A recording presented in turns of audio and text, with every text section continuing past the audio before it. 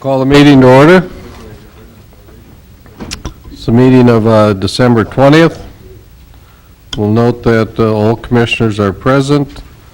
The first item of business is the order of business. Are there any changes to the order of business? Hearing none, would there be a motion to approve the order of business? So move. Is there a second? Second. Any discussion? Hearing none, all in favor say aye. Aye. Opposed, say nay. Motion carries.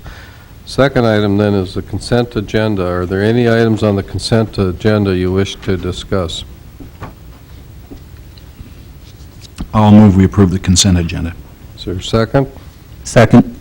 We have the motion, the second. Any discussion? Hearing none, we'll vote. Mr. Jackson? Aye. Mr. Altman? Aye. Mr. Lamblum? Aye. Mr. Steiner? Aye. Chair votes aye. Motion carries. We'll move to the non-timetable agenda, and the first item we have there is to receive the November financial report. Mrs. Johnson. Mr. President, Commissioners, I would like to highlight a few items from the financial report through November.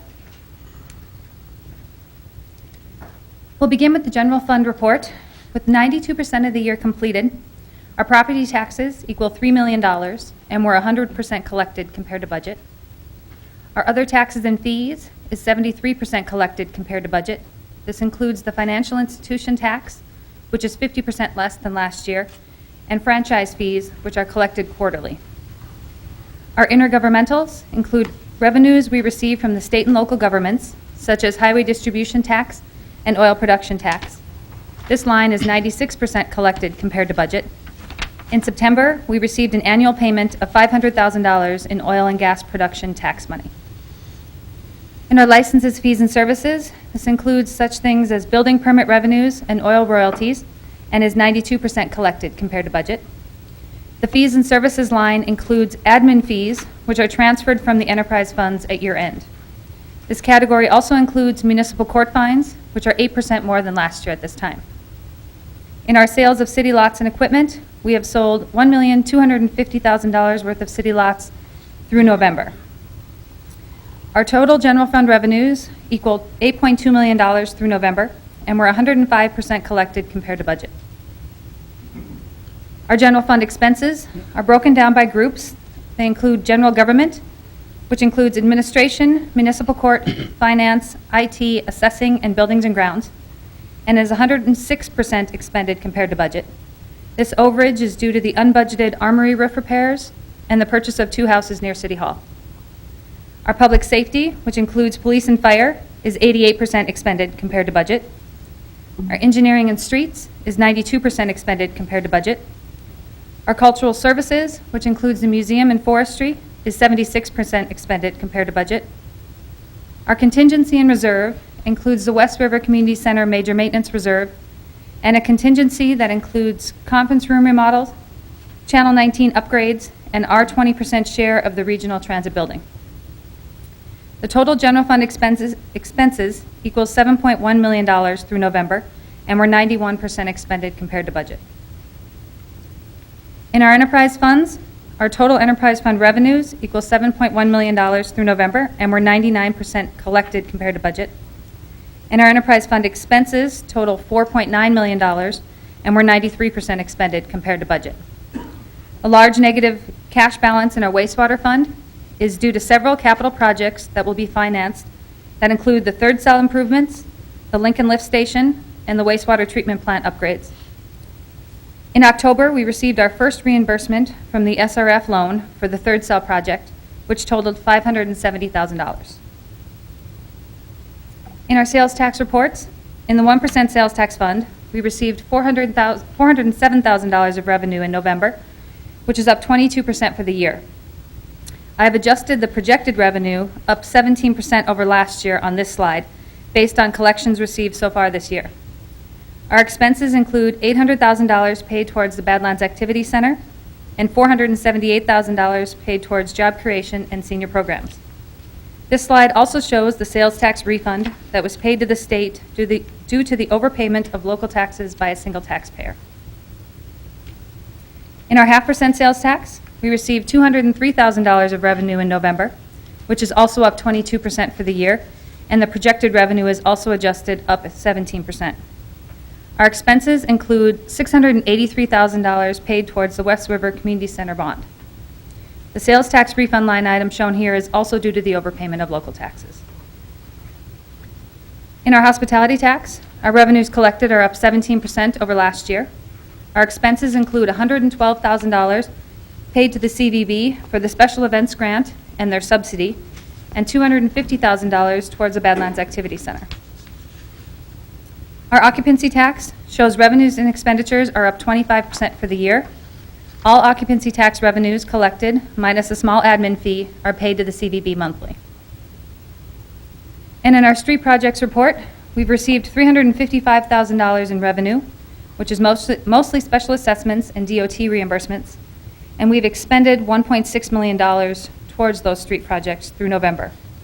The transfer from the 50% share of the 1% sales tax occurs at year end.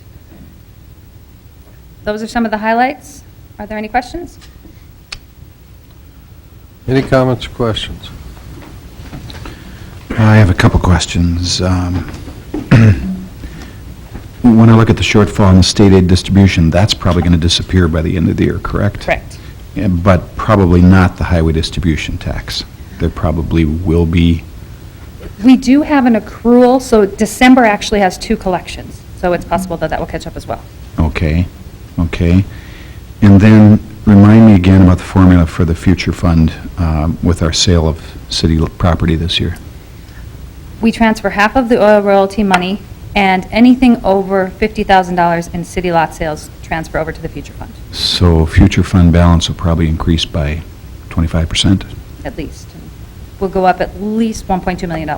Okay. Thank you. Any other questions, comments? Okay. Would there be a motion then to accept the financial report? I'd make that motion. Is there a second? Second. Any discussion? We'll vote then. Mr. Altman? Aye. Mr. Steiner? Aye. Mr. Landblum? Aye. Mr. Jackson? Aye. Chair votes aye. Motion carries. We'll move to item B, board and committee appointments and reappointments. Mr. Kessel? Thank you, President Johnson. In your packet is a list of board appointments for your review and ultimately hopefully for your approval this evening. All current members of the existing boards elected to be reappointed or are requesting reappointment at this time. I did receive a couple verbal concerns about one candidate only, but nothing in writing about any.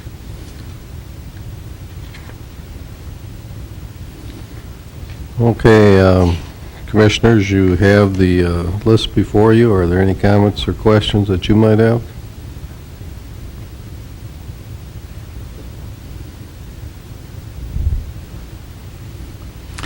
Sometimes, Mr. President, Mr. Lamblum? sometimes there's a perception where we might have a conflict of interest. And I wonder, just to reduce that, that perception sometimes, from time to time, if it wouldn't be wise to ask Mr. Tooze to remove himself from the Planning and Zoning Commission. Okay. Any other concerns of anybody else? Any other commissioners have concerns? Mr. President, Mr. Steiner? I don't see if Mr. Tooze you're talking about getting off the Plan and Zoning Commission? Right. Or I'm starting thinking maybe more where he can abstain from voting on certain situations that arise. I mean, if that's a concern. You know, it's hard to find people in the community to sit on these boards,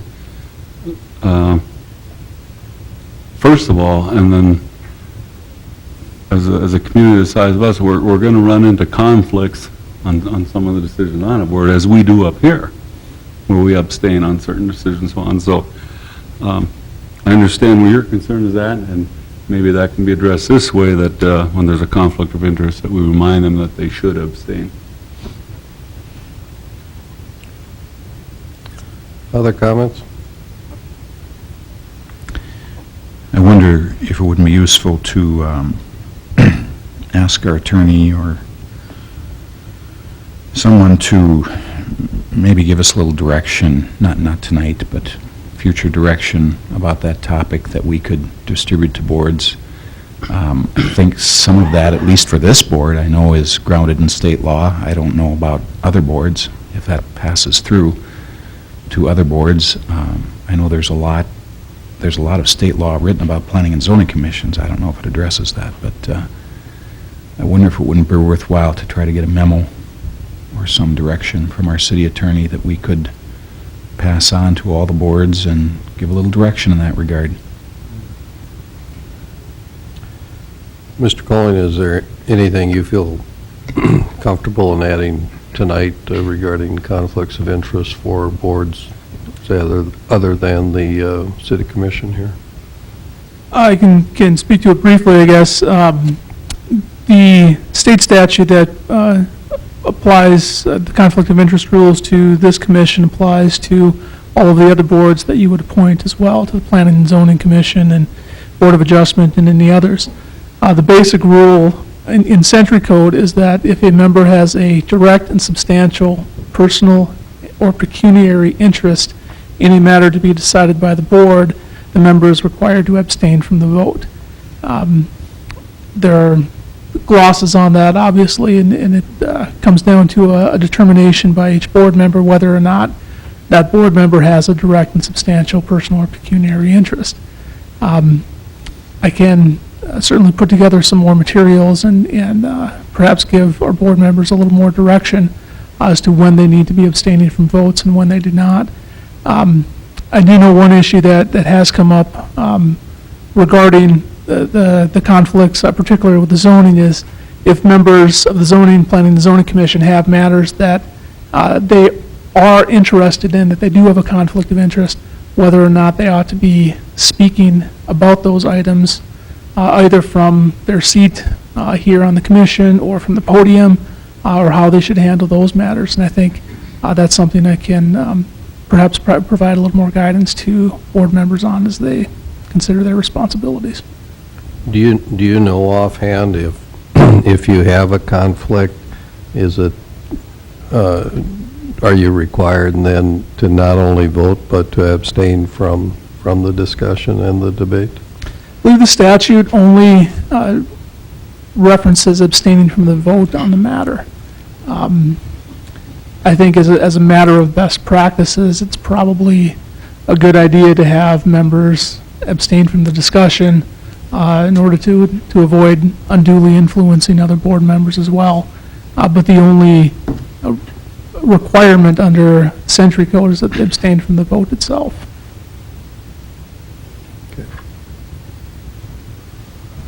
Mr. President? Mr. Steiner? There's also the alternative that we have used here before also, where if one person wants to abstain from voting or whatever, the other commissioners can vote to have him also vote. I mean, if there's a conflict, we have done that here, where a person said they had conflict of interest and the other four approved him to vote, so. You know, there are options there, I suppose.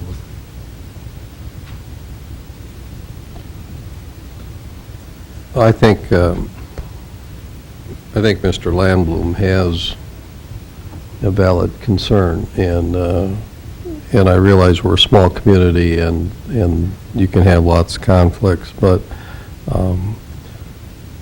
I think Mr. Tooze is very much a mover and a shaker when it comes to development in the community, and that's a good thing. He's particularly interested in the area north of town, and that seems, of course, to be where there's more interest on the part of other developers. So the perception for conflict of interest, it can certainly be there. And Mr. Kessel. I did have a conversation with Mr. Tews regarding this issue specifically. He did state that he couldn't attend the meeting this evening. He certainly does not want to have anybody have concerns related to his status regarding projects and such. And he did state to me that if any member of this commission or of the Planning and Zoning Commission does have a concern with his placement on the Planning and Zoning Board, that he would recuse himself from that board itself. So it's something to consider at least. I should also mention, to Commissioner Steiner's point, we do have a citizen interest form filed for somebody interested in the Planning and Zoning Commission today, and we do have another individual who's not completed the form but has stated his interest in the past that would also like to be on the Planning and Zoning Commission. So it would be remiss if I didn't say that the Planning and Zoning Chair, Mr. Abrahamson, is supportive of Mr. Tews being on the Planning and Zoning Commission. So, for what it's worth. Yeah, it's a tough issue because he certainly understands the role of planning and zoning, understands the issue because he's connected with that business. And so in that respect, it's very good to have him on the commission. But again, he is a mover and shaker in the development world here in Dickinson, and that in itself is a perception of a conflict of interest, in my view.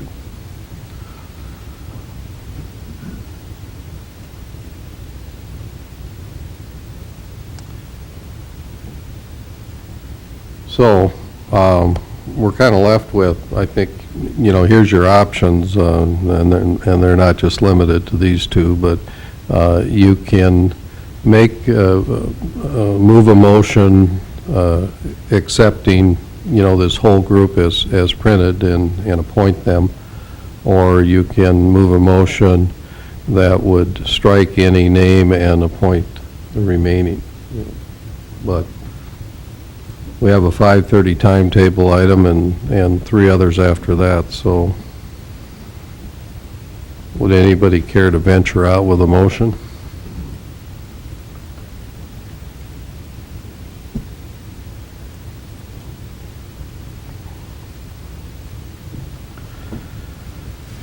Mr. President, Mr. Steiner? move to approve the committee members as presented.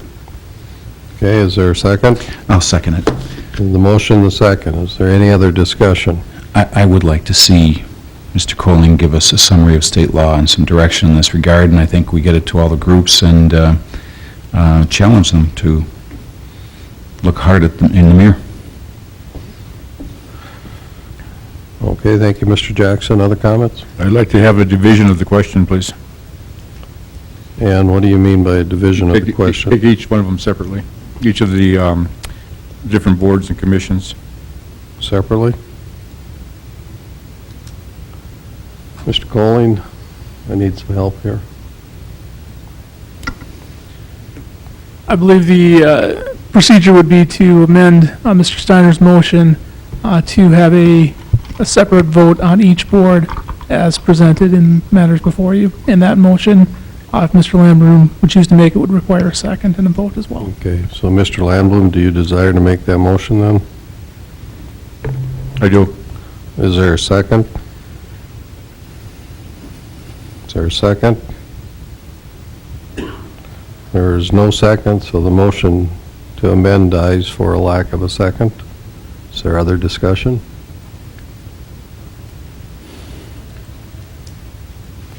For the sake of the continuity of the motion and the action that you need here in a timely manner, I just want to raise my concern, and not necessarily an objection, but I think that there's some worthy people, including Mr. Tews and his years of experience, as well as his time serving on that board. So I would remove any type of objection to the motion.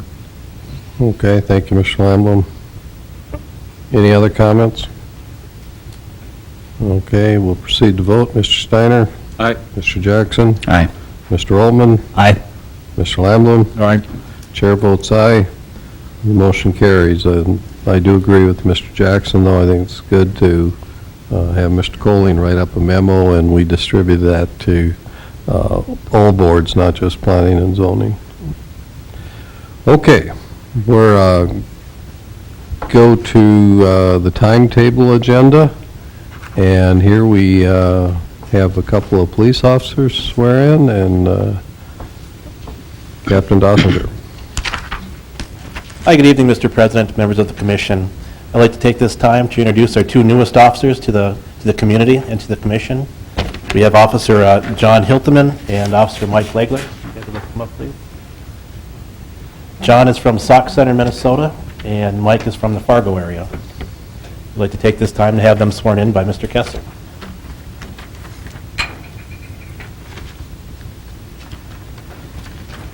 Gentlemen, please raise your right hand and repeat after me.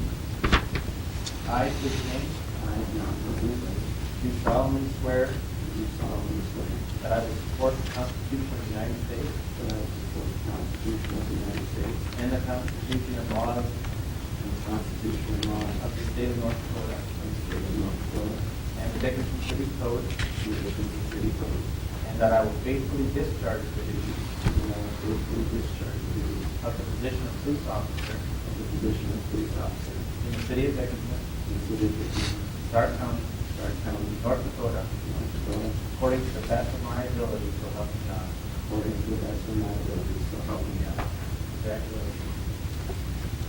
I need your oath.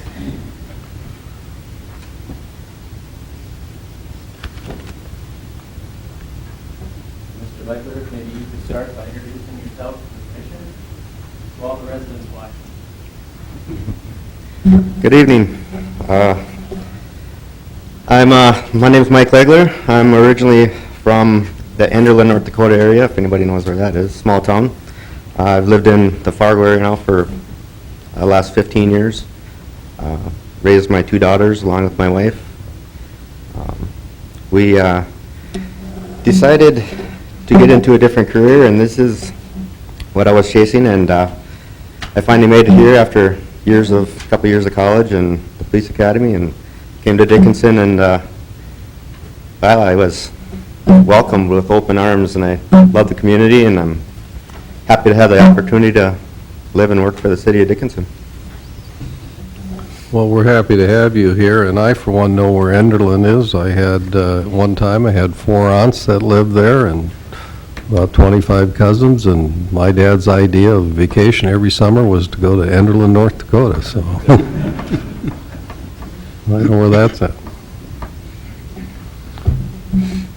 So, Welcome. Welcome. Thank you. Hello, as Captain Dossinger said, my name is John Hiltonen. I am originally from Sauk Center, Minnesota. I graduated high school from Melrose, Minnesota in 2005.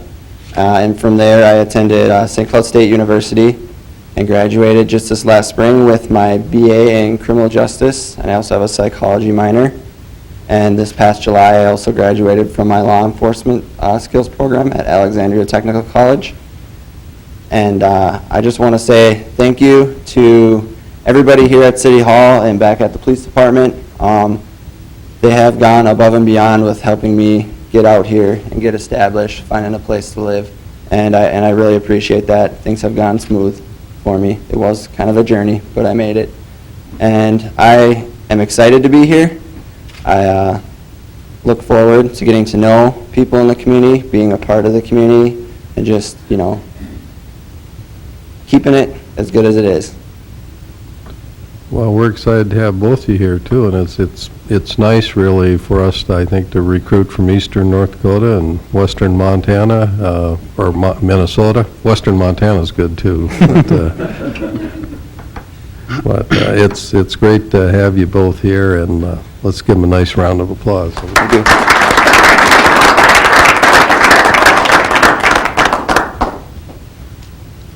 President Johnson, it may be worthy to note that Mr. Hiltonen is a resident in the home that we purchased just north of City Hall here. So he's our first city staff member living in that home. Okay, well, good. And I've heard that the commission's had good luck with people from the eastern side of the state coming west. But maybe it's just a rumor. From the, Back. from, well, I wouldn't say the extreme east, Enderlin's at least 60 miles from the border, so. Okay. Well, let's go back to item C then on the non-timetable agenda, a funding resolution for our impact program. And let's see, there's one in the book, but Attorney Colling has given us an updated copy. Maybe, Mr. Colling, you can introduce this resolution and note what changes are different here. Certainly. Mr. President, Commissioners, the resolution before you is a resolution calling for the transfer of certain funds from the 0.5% sales tax fund to the Development Impact Fee Fund. As you know, the city operates a Development Impact Fee Fund in order to help with the construction of infrastructure of newly developing areas in town, both residential and commercial industrial areas. In the past, we have funded the development impact fees out of the general fund. This would enable an accounting change to transfer some of the monies currently held in the 0.5% sales tax fund to the development impact fee fund and allow for further financing of those development impact fees. The change that is in the copy that I handed out just prior to the meeting simply adds another whereas clause to the resolution, stating that it's your intention as a city commission that the receipts from special assessments as they are paid in would be then paid back to the 0.5% sales tax fund. As receipts come in from special assessments, that fund would be reimbursed then. If you have any questions, I'd be happy to try and answer. Okay. Thank you, Mr. Colling. If you turn to page 6 of the financial report and look about a little over halfway down the page under capital project funds, you'll see the line for the impact fee for capital projects. As of the end of November, that has a negative balance of $834,000. With the amount of development that we're seeing in the city this year and should see next year, I think that balance is likely to grow larger and is, I think what we've really been doing, we haven't really funded it out of the general fund. We've funded it out of really excess cash. And to bring that fund to a zero balance, I think you really have two choices. You can fund it out of the general fund, or you can fund it out of the half-cent sales tax. If things go well in Dickinson and we have an orderly development and there is no oil bust, that all these monies will be collected because they're special assessed to the properties that are being developed. And so the funds should be available to go back to their source, be it the sales tax or the general fund. I think eventually there could be a third possibility, and if we're successful with the legislature this year and in subsequent sessions, I think we're actually going to receive quite a bit more oil impact money. And it would, right now, the oil impact money that we're receiving is just goes into the general fund as a separate revenue line item. I would suggest, because of the possibility of the size of those funds, that we consider setting up an oil impact fund that we would receive monies into, and then we would disperse monies out. And so down the road, for example, if we have that oil impact fund, and if we're successful with the legislature, then I think we would be funding this impact fee capital projects fund really with oil impact funds. And at that point, if sufficient funds are available, I think you would have the option then of transferring the monies that you advanced here to bring this to a positive balance you could transfer them back to the original source, and you would fund them through oil impact funds. But right now, our oil impact funds really aren't sufficient to do that. So, it's my recommendation that we adopt the resolution and fund it from the sales tax, but you certainly have the option. You could fund it from the general fund. Are there any comments, one way or the other there on? I think this is fine. I think it's a good step, just being good stewards and conservative stewards of our money. I think it's worth noting that it certainly would not be abnormal to finance these impact fee projects by selling a bond or bonds. That's exactly, yeah, that's And where we're- you could borrow the money. And we're trying not to do that. So we're really being pretty conservative in how we're handling this, and an idea like you've proposed would be great. If we can make that happen, it will keep us conservative, it will keep us safe in the event of a downturn. I think if history's taught us anything, we want to be very careful in that we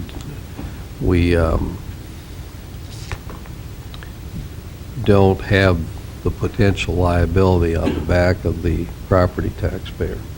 So, as long as you have fairly measured development and it's not ended by a big bust, all the monies that we put in here should eventually come back to the city.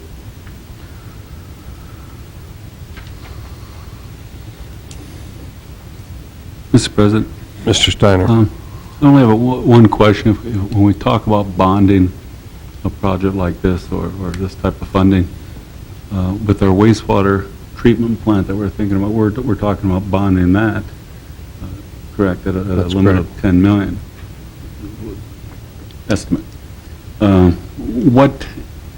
The city does have good credit rating for bonding and so on, but what limit is put on a city of Dickinson?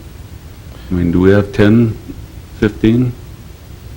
We did look that question up, Commissioner Steiner, and I believe our limit is around that 20 to 22 million mark.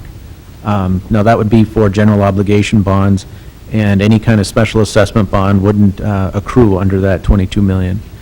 So there's a difference. So if I remember approximately 10 years ago, our bonding limit was 10 million, if I think our numbers were. Yeah, that could be because it's a percentage of your total taxable valuation or something similar to that. And our taxable valuation has been, going up quite rapidly. Actually, I think the numbers you looked at were, of course, on the basis of the numbers as of the end of 2009. And, as we close out 2010, we're probably closer to $25 million in terms of our bonding limit. And, Mr. Johnson? And while there are those listening to us right now talking about this limit that we have, this capacity for bonding that we have, give us a quick summary of what bonds we do have that we're obligated to today. We have the remainder of the rec center bond, and I believe that's the only bond that we have outstanding. So our financing is minimal Okay. at best. I think that's important that we keep that perspective out there for everybody. And next January, that bond will be paid off as well. No, it's 2 years from December. Two payments. Excuse me. Two payments. Yeah.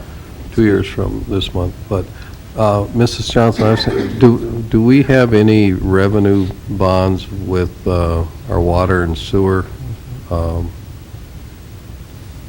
I just want to make sure that Mr. Kessel is remembering correctly, like with any of the water sewer lines we replaced.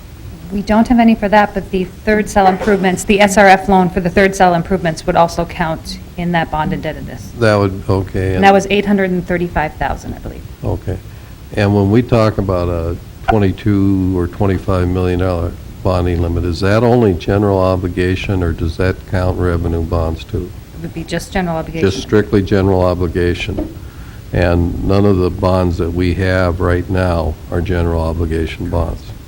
So we have no general obligation debt outstanding, and actually, we just really have essentially two small revenue bonds outstanding.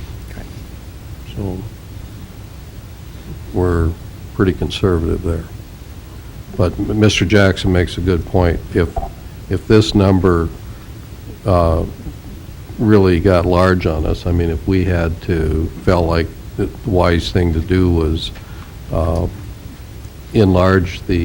increase the size of the Development Impact Fund, another alternative is to go out and bond for that money. And I wonder if that wasn't done 30 years ago, too. I don't recall. I think it was, yeah. So, And I expect that if we continue to see growth, there's going to be some point that there is going to be pressure on us to have to look at some bonding. It's good that we are where we are today and that we've been able to stay where we are. But that pressure will get greater. Well, we'd like to convince the state of North Dakota to share in that risk with us with, sufficient oil impact funds that we really don't have to have the citizens of this community bear that risk. So that would be, I think, would be a goal of this, during this legislative session. We didn't get a motion, did we? No. No. Any other discussion? Is this the same fund that we're paying the catch-up on that tax, or that return of the tax over a 3-year period? That business tax that we were responsible for? You mean that air? when Yeah, they- right. Is this We're not paying that over 3 years. We paid it all back to them right away. okay, so then, So we satisfied that obligation. but that's the same source and that we're talking about? Right, well, that impacted both of our sales tax funds, the 1% and the 0.5%, and so they each, shared in their proportion. But the 0.5-cent sales tax, as Mr. Colling has stated in his whereases here, besides funding the community center, it's authorized for property tax reduction and infrastructure needs, and this is certainly infrastructure. And of course, you can use the general fund, and you have a pretty good reserve right now in the general fund, too. Mr. President, I'd move for adoption of the resolution 44-2010. Is there a And second. We have the motion and the second. Other discussion? Hearing none, we'll vote on the motion. Mr. Jackson? Aye. Mr. Altman? Aye. Mr. Steiner? Aye. Mr. Landblom? Aye. Chair votes aye. Motion carries. We'll go back to the timetable agenda. We have a 5:45 item, and that's citizen Cindy Steiner has brought up an issue regarding some burial plots. Ms. Steiner? Mr. President, Commission, I've requested to purchase 6 plots in St. Joseph Cemetery in lot number 15. It's shown on record that it's owned by a gentleman by the name of Frank Hecker. That's all I've been able to get, no middle initial, nothing. I have found that there's already a man by the name of Frank Hecker buried at St. Joseph Cemetery. Did some research, he had a brother named George. George had 7 children, of which one of his children was named Frank. And all of Frank's children have since deceased. And Frank moved away from this area out to Tacoma, Washington. So that's where most all of his children are buried. And he is buried out there as well. And I can't find any other Frank Heckers that exist. And so we believe that the Frank Hecker this might have been originally earmarked for has passed, because of all Frank's siblings have also passed, and they are all buried there. So I think that this is the Frank Hecker that was originally the owner of these lots. So I'd like to petition to purchase these from the city. Mr. Colling, I know we did this a few months ago, but can you reacquaint us with the process or the procedure? Yes, Mr. President. 2 years ago, the City Commission did pass a ordinance dealing with this situation where we have an unused burial lot that appears to be abandoned by the owner.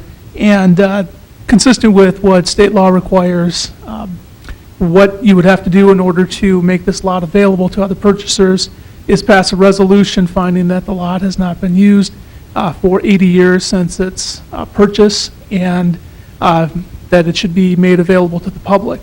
What we would then do is publish the resolution, and anyone who wants to claim that lot has 60 days to notify City Hall that they still want to use the lot. We'd also attempt to mail a copy of the resolution and notice to the record owner of it if we could find an address. But if nobody claims the burial lot after 60 days, then it is available for the public and could be sold to Ms. Ellinger or anybody else who is interested. Okay. And to the best of your knowledge, there were no records that indicated the date that this was purchased, but if it's the Frank Hecker you believe it to be, he was born in 1858, passed away in 1931. And so it's at least 79 years. Oh. Okay. Actually, the Frank I believe owns it was born in 1884 and died in 1972. Oh, 1884. Yeah. Is there, Mr. Colling, besides just the resolution that said it was abandoned, was there a number of years that we thought it had to be abandoned? What our ordinance says is if it has not been used for 80 years after the date of its purchase, 80 years? 80 years.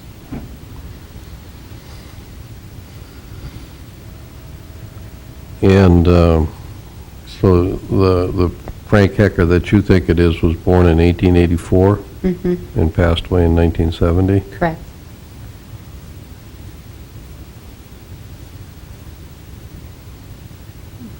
Okay.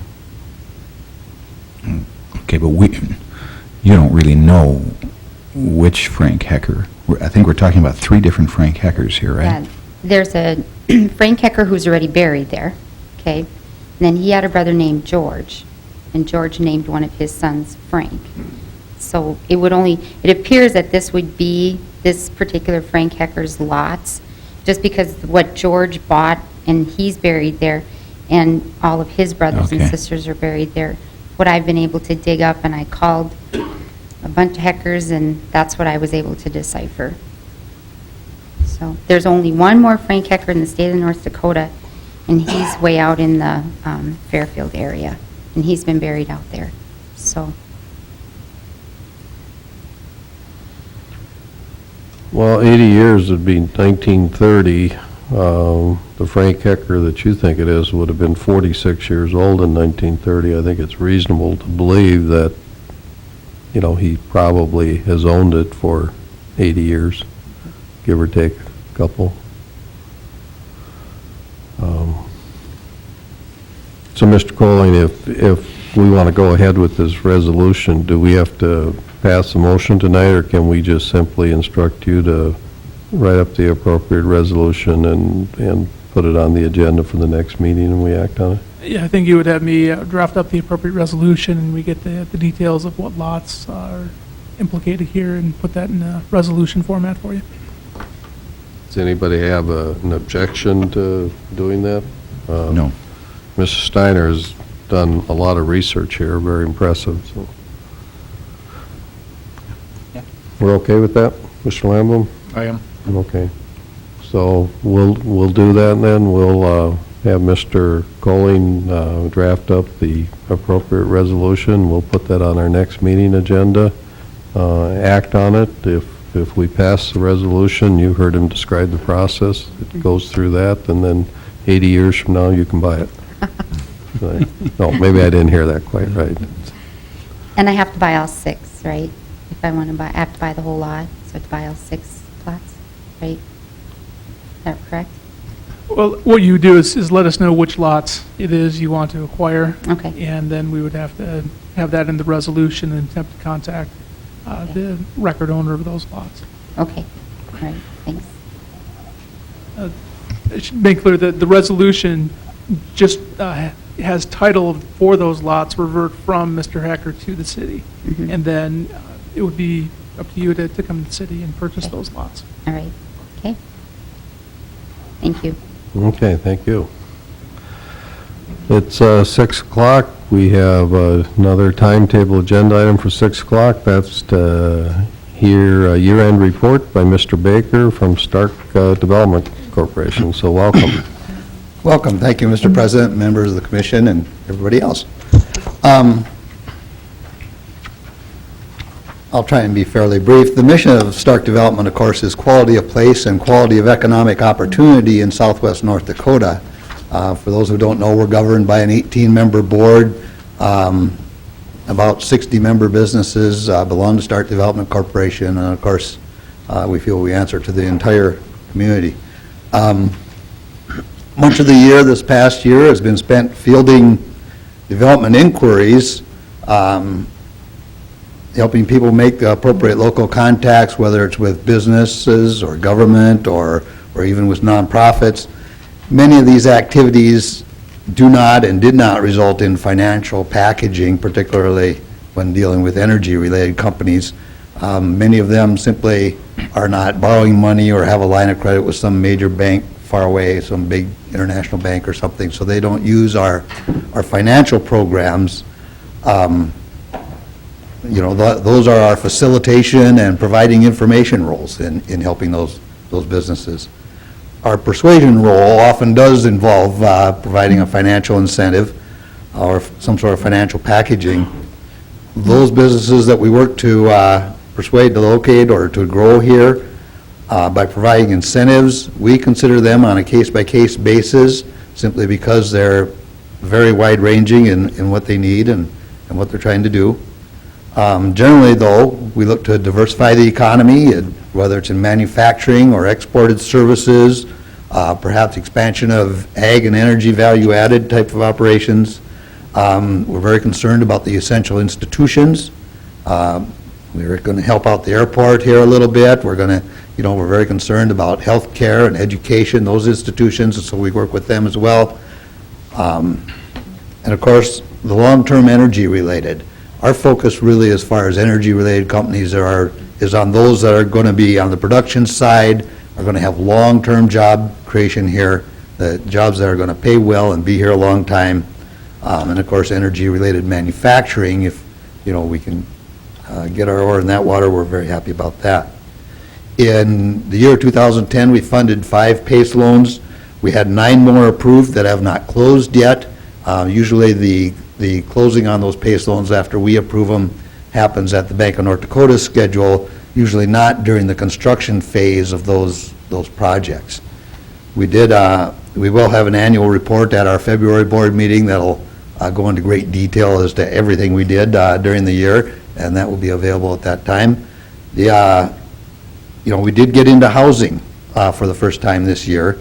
We allowed the use of flex-based funding to help stimulate multifamily residential development because we felt very strongly that we needed to have that to accommodate the kind of growth that Dickinson is seeing. On the monetary side, for 14 years, we took in more money than we spent, and we saved that money up. In 2010, we spent about $140,000 more than we took in. And in 2011, we expect, our budget shows that we'll spend at least $100,000 more than we take in. Depends on how much we spend. That number does not include spending on economic development infrastructure. We expect that will happen, but we don't know exactly how much, so it's hard to budget for. We expect the call center building, which we still own, will move from a revenue consumer, which it is right now, to a revenue producer sometime during this year. So that'll help us out. We spend about $220,000 a year on our operations. The rest goes to, of our $828,000 budget, is budgeted for business development expenses. We really do feel, even though we're spending down what we had saved up, now is indeed the time to invest in growth done right. And we care very much the way in which Dickinson grows, want to incentivize those companies, like I say, that are going to create the good long-term jobs here. As you know, there's rapid growth going on in the economy, rapid growth in workforce, housing expansion, a lot of commercial space developing. We hope to stress our ability to maintain quality of community throughout western North Dakota. And I think, in talking with yourselves, whether it's at the elected official level or the employees, with people on the street, with business leaders, everybody, I think, right now is concerned about the maintaining our quality of community and the quality of place that we have in southwestern North Dakota. I think that with a good team effort, we're going to pull that off. And I think you as a city commission are certainly in the lead on that, and we hope to be good partners for you. We see a lot of people moving in here. A lot of the housing that we will see developed needs to be long-term, and much of it needs to be somewhat temporary. And we know that some of those jobs are somewhat temporary. We hope that to the extent possible, we can match up the housing development with the, good housing development throughout, but that the temporary housing that we're going to need when it's no longer needed doesn't impact in a negative way the future of the community. And so we hope to work with you on that. Like I say, we want to be your development partners. We do want to maintain and enhance quality of place throughout the community, and I think that working together, we can pull that off. I don't want to, at this time, go into any more details, take up a whole lot of your time, but I felt it was necessary that I do at least a brief update and answer any questions you might have. Thank you, Mr. Baker. Any comments or questions for Mr. Baker? What kind of reserves do you have to work from right now? Where are you at with that? We have about $1.6 million in total funding. Our revenue, like I say, will not meet our expenses next year, so we could spend about $1.5 million of that and be just about broke. Okay. Doesn't sound like a lot when you look at today's infrastructure costs. It seemed like a lot before we started seeing the big infrastructure projects that now we see coming down the pike. Yeah, I think it's interesting how over the years our economic development needs have changed. You go back to your early years here, it was, truly trying to create jobs, either helping the employers that were already located here or trying to recruit other employers here. And then long about the year 2000, we began to notice that we actually, in some cases, had more jobs than people, so it came to recruit people. And now we still have more jobs than people, but in order to recruit people and accommodate people, now it's housing and infrastructure become economic development projects, because without that, you can't fill the jobs. So That's correct. it's amazing how things have changed. We have to be a little bit nimble on our feet, and I know you have the same requirements here at the city to try and do that. How would you characterize, I guess, your work activity today compared to, 6 months ago and a year ago? I mean, does your office receive more calls, less calls? You just kind of tell us in general what's going on. We're getting significantly more calls now, and we're getting calls from people we know are real players. Earlier in the year, it started out with those that had somehow picked up a news item that, things might be going pretty well in Dickinson, North Dakota, and, some of them were just, how can I come out there and make a quick buck? And, we provide information to those people, we facilitate their contacts, like I say, but we don't necessarily incentivize them. Now we're getting the kind of calls from from companies that we know are real strong players in the industry. They're talking about, they want bigger buildings, bigger sites. They ask about how are we going to house our employees? What are your housing statistics? I've even heard some of them begin to talk about how do we participate perhaps in helping to house our employees. And, and that's pretty recent that I've started to hear that.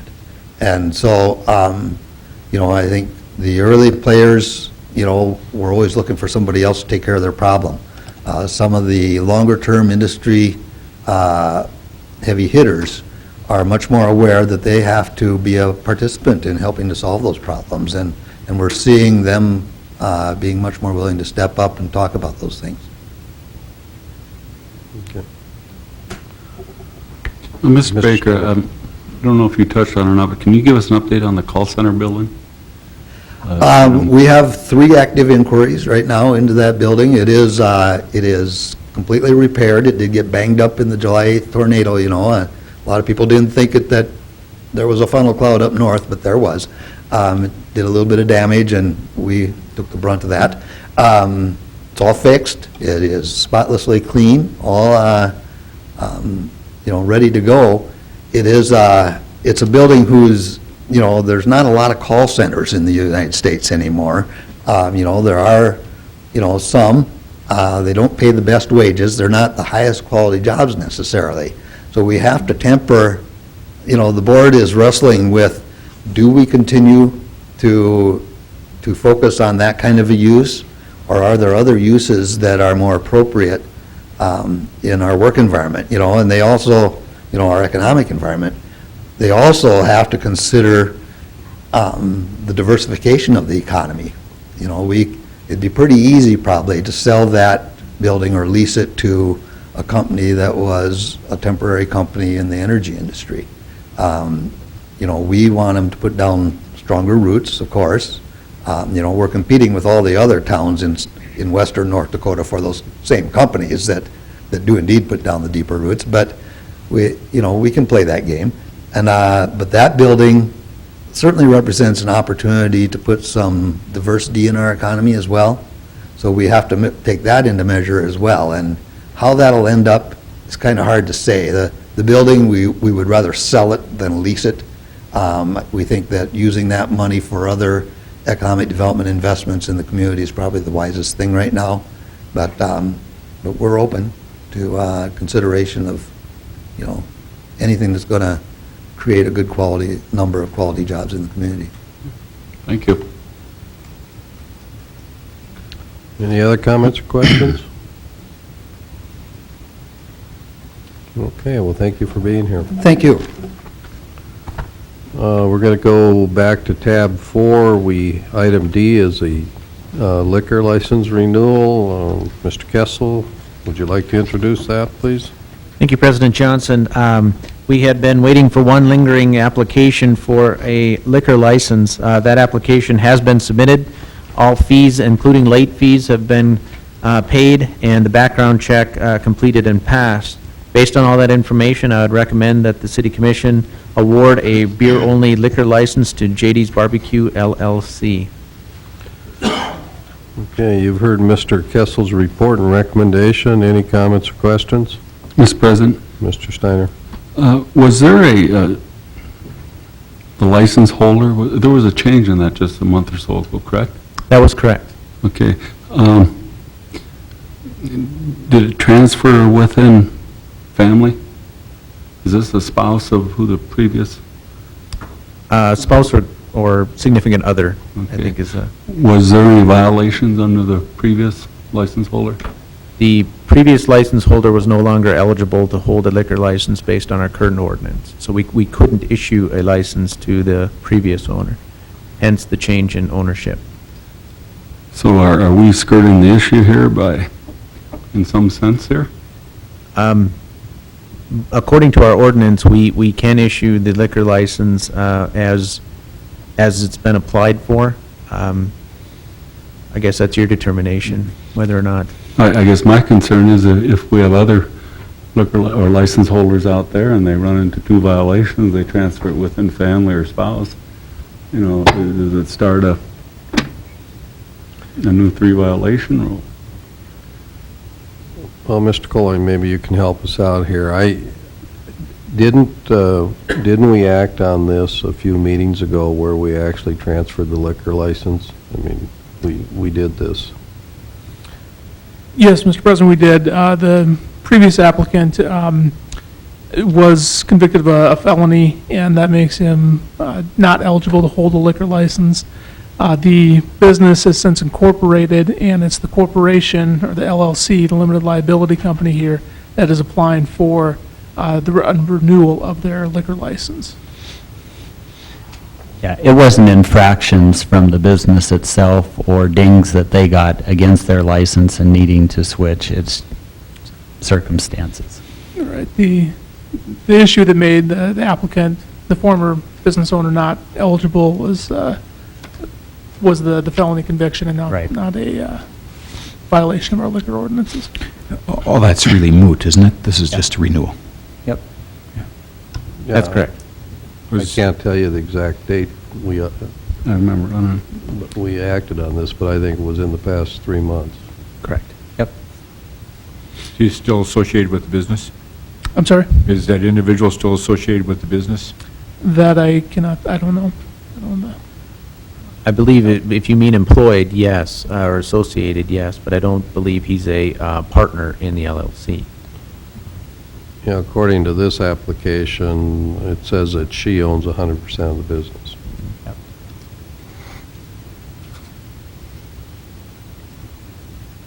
I would make the motion to approve the renewal. Second.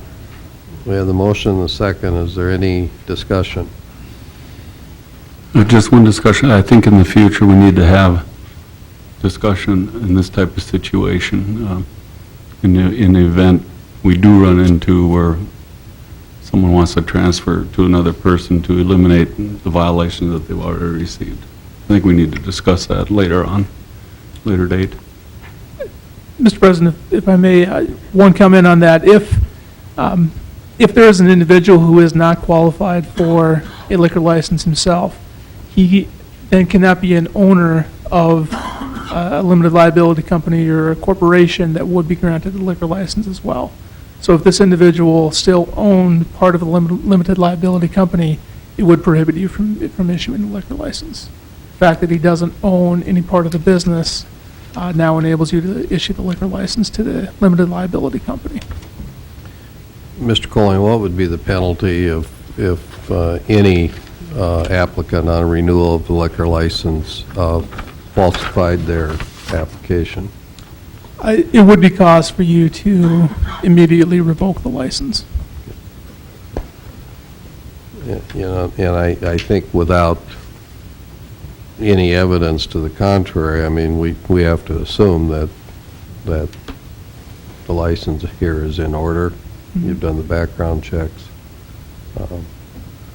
Any LLC does have to file their incorporation and state their board membership. So that is something that we can check and verify and was done during this process.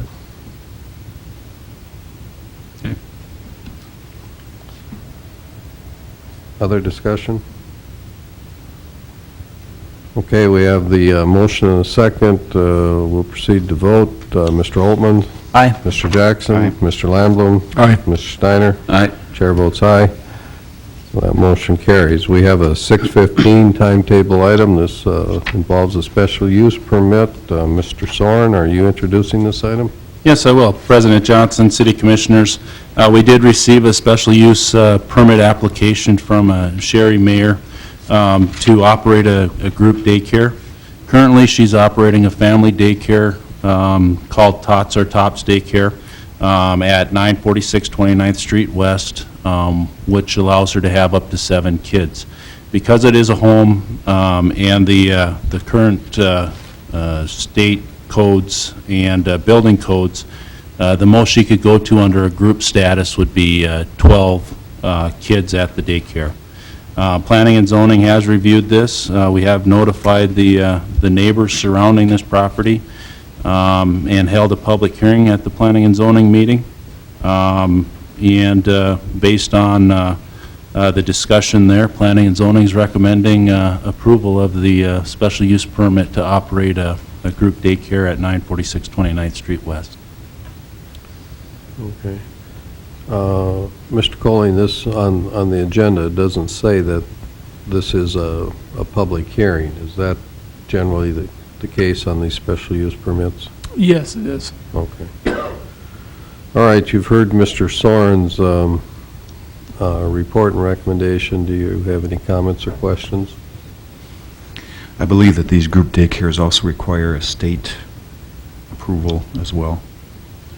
Yeah, she is currently licensed for a family, and she'll have to be licensed as a group daycare as well, correct?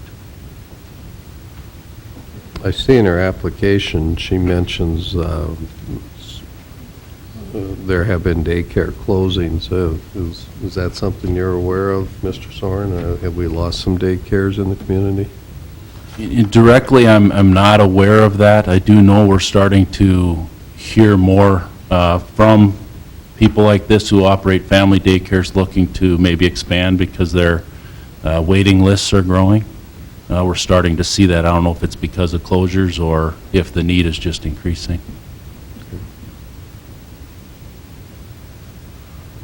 All right, well, you've again heard the report. Is there a motion regarding this item? I'll move for approval. We have the motion to approve. We have the second. Any other discussion? Hearing none, we'll vote. Mr. Jackson? Aye. Mr. Lamblum? Aye. Mr. Steiner? Aye. Mr. Olmans? Aye. Chair votes aye. Motion carries. We'll move to tab 5, Public Safety, and we'll hear from the Fire Department. Chief Seebuck.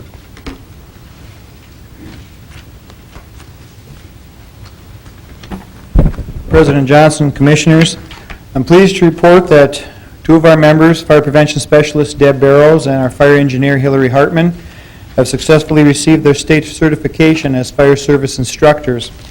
Together now with Assistant Chief Curtis Freeman and Fire Inspector Mark Selly, we have 4 certified fire service instructors that make up the core of our department's training committee. Also included in this report is a certificate from Workforce Safety and Insurance recognizing the city's successful completion of the Safety Management Program for 2010.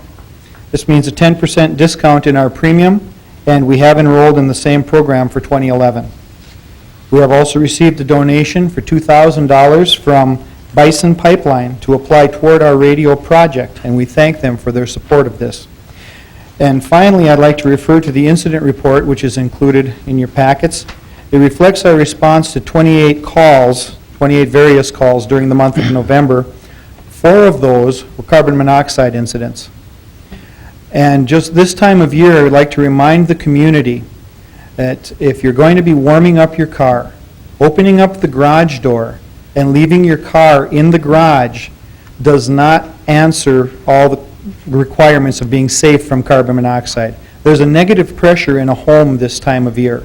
Opening the garage door and letting your car run while it stays in the garage will cause the carbon monoxide to migrate into the home, putting you and your family in danger. The only safe way to warm up your car this time of year is to move it out of the garage. Just opening the door and leaving the car in the garage is not the right thing to do. So again, for those of our citizens that practice that, we urge caution. Please pay attention. Please don't do that. And that concludes my report. Thank you, Chief Seebuck. Thank you. Are there any questions or comments for the chief? Are you seeing any incidents with some of the very temporary housing, the mobile housing, the campers and whatnot? Are you having any problems there? You know, we haven't, and it is my understanding in visiting with members or with representatives of both trailer courts that a large amount of those tenants have moved out now or are in the process of moving out. And we didn't have any serious incidents with any of them, Okay. very luckily. Okay. Thank you. Thank you, Chief. Hear the police department's report. Captain Dossinger.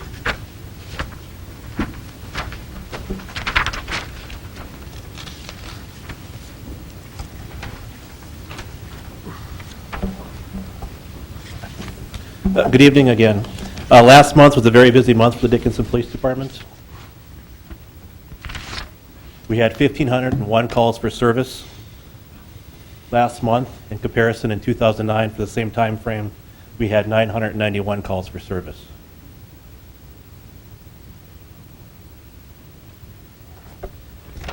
The next three slides I'm going to show you kind of summarize the type of calls that we've seen last month. These are fairly typical for every month. These aren't alarming to me.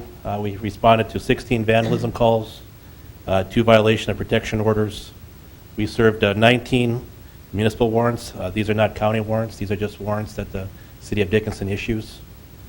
We did investigate 2 sexual offense-related calls. We had 6 juveniles that were referred to juvenile court that were unruly. And we did investigate 2 NSF calls. That is a little alarming. Usually that number is much higher for us. I'm a little surprised that we only had 2 calls forwarded to us from the State's Attorney's Office to investigate regarding NSF checks. We did have 2 simple assaults. These are assaults that involve minor injuries. And we did investigate the 1 aggravated assault. These are assault calls that involve a substantial bodily injury or an assault that involves the use of a weapon. Domestic violence assaults, we investigated 5 domestics that involved an assault in which their arrest was made. We had 9 domestic violence calls that were verbal domestics, 3 neighborhood disputes, and 6 calls that were drug-related. We also responded to 18 calls that involved DUIs. There were 18 DUI arrests made last month in connection to these calls, and we did have one detox. We did have 1 motor vehicle theft, and we have 4 individuals were arrested for minor possession, or minor in the premises, or minor in consumption. This page, this is where we start to see our increase in activity. We had 6 burglaries reported to us last month. I'm glad to say that 5 of those cases are closed. They have been solved. We are still actively investigating 1 of those cases. There were 51 thefts reported. Animal complaints are on the rise. We had 83 last month, and 61 disorderly conduct calls. These are our noise complaints, our bar fight calls, and our party calls. Those are steadily increasing. We did have 36 agency assist requests made to us. These are agencies like social services, other law enforcement agencies requesting assistance, and we're in locating individuals in Dickinson or helping them with cases. We did have 169 public relations related events. These are school presentations, directed patrols, and presentations of civic groups. This is one area that we'd like to see increased. We want to remain active in our pro-educational efforts. As busy as we get, we don't want to see that number going down. Traffic crashes, we've seen 116 traffic crashes last month. For the same time frame last year, we've seen 55, so more than double. We definitely have an increase in traffic volume on our streets, and with the combination of the winter weather, and I believe we have more inexperienced drivers that they're not familiar with driving in the wintry conditions. I think that helped increase that number. School zone, we had 25 school zone contacts last month. 9 were citations, and 16 of those resulted in parking tickets. November training, as you know, as a law enforcement officer, every 3 years, what we need is 60 hours of post-certified training to keep our license. Last month, we were able to send investigator Kylan Klauser to the 7 Habits of Highly Effective Officer School in Grand Forks. That was a 3-day school. And we also sent Officer Raymond Kaler and Officer Cody Bilke to attend their 2-week portion of the North Dakota Law Enforcement Basic Training Academy. Both of these officers had attended law enforcement academies in other states, and they only needed the 2-week portion of the academy. Our Southwest Tactical Team remains active. Last month we had 1 call-out. This involved a call in Southart involving a mutual aid request concerning a violent felony domestic situation. Prior to deployment, the deployment was terminated. The suspect was taken into custody and he was found on foot and taken into custody prior to our team actually deploying. On November 23rd, in cooperation with Dickinson High School, a lockdown drill was incorporated into a tactical training exercise. This scenario dealt with an armed subject on school property. Our team remains active with training scenarios of all types, both rural and urban. Staffing in November, we were down to 26 sworn officers in November. We'd like to have been at 29, and our records clerk vacancy remained unfilled for the month of November. Captain, with the two officers that were sworn in, did those two bring you to 26, or are you above 26 now? No, we are above 26. I'm happy to report that for the first time in several years, on January 3rd, we will be fully staffed with the addition of one officer. So hopefully that stays that way. And kind of a related question to that, it goes back to your second slide where you said you had 1,501 calls for service in November versus 991 a year ago in November. One of my concerns is that, we get a 911 call and we've got no one available to respond. Did we have any issues or any concerns like that in November? We haven't had any issues like that. What we're having to do is we're having to pull people out of CIU to help cover some of these positions. And we're getting really flexible with our scheduling, moving people around. And there's certain areas that we're probably not as proactive as we used to be. We have to prioritize certain calls. So when you said you had to pull some out of CIU, what does that mean? We should have 4 people working in our CIU division. We now have 3 because that person was pulled out of CIU and put back on the street. Oh, I see, okay. What's the average years of experience for your whole staff? For our entire department or patrol division? For patrol, let's try patrol first, and then for our whole staff. For the patrol division, I say we probably have about at least well over half of our officers have less than a year experience in patrol right now. And how big is that patrol division? Our patrol division, if you consider we're supposed to be staffed at 29 sworn officers, but you got to consider that we have a chief and 2 captains. We should have 4 people working in our CIU division, and we also have 1 person that's strictly assigned to the school resource officer position at the public schools, and also 1 person in the drug task force. So you got to subtract those numbers away from our total staffing. So you consider that at times we only had approximately 15 to 16 people in our patrol division in November. So they stayed very active. And they've got to cover the city 7 days a week, 24 hours. That's correct. That's correct. Captain Dossinger, could you explain for the people watching what a CIU division is? That's our criminal investigative unit. Those are the individuals assigned to investigate major cases such as burglaries, break-ins, homicides, unattended deaths. And when you mentioned that they have, your patrol division has 1 year on average of experience or less, do you mean that they have 1 year in Dickinson or 1 year of total experience as police officers? Majority of them have less than 1 year less than total law enforcement experience. We just hired 2, as you met them earlier tonight. We're going to hire 3 officers that have been hired, and we'll start on January 3rd. So right there, those are 5 officers that have no prior law enforcement experience.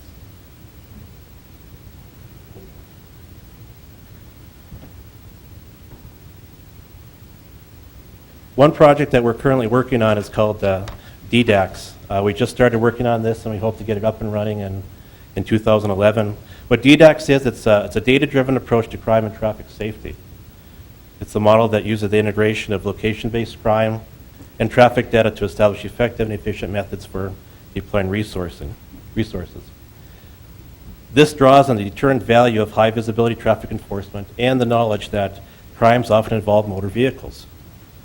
The goal of DDAX is to reduce crime, crashes, and traffic violations within the city.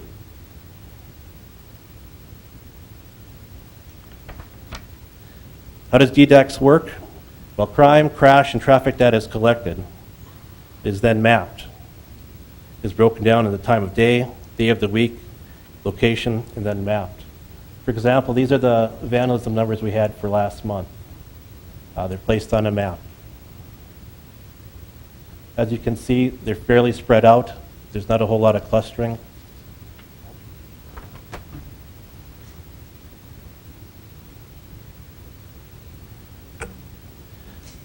We develop multiple maps, and then these maps are going to be overlaid. It'll show the overlay of crime, crash, and traffic data to let us identify hotspots. Those are some of the accidents that I mapped and Sergeant Mike Hannell mapped from last month. As you can see, 3rd Avenue West had some hotspots. I guess that really wouldn't surprise you, would it? No, it wouldn't. Wouldn't you? I don't think if you drive any time of after 5 o'clock or in the early morning hours, you can see that we have a high traffic volume on 3rd Avenue West. So what we do is we take this map with the data put on it, and then we'd overlay it with other maps such as the vandalism calls we have.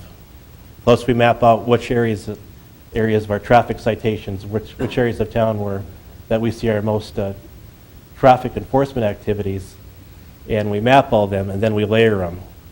And then we're able to determine what areas of town that we most need to look at, and what can we do to deter future crashes and future vandalisms in those areas. By doing this type of analysis, we can adjust our enforcement activities and adjust our workflow to target these hotspots for certain times of day.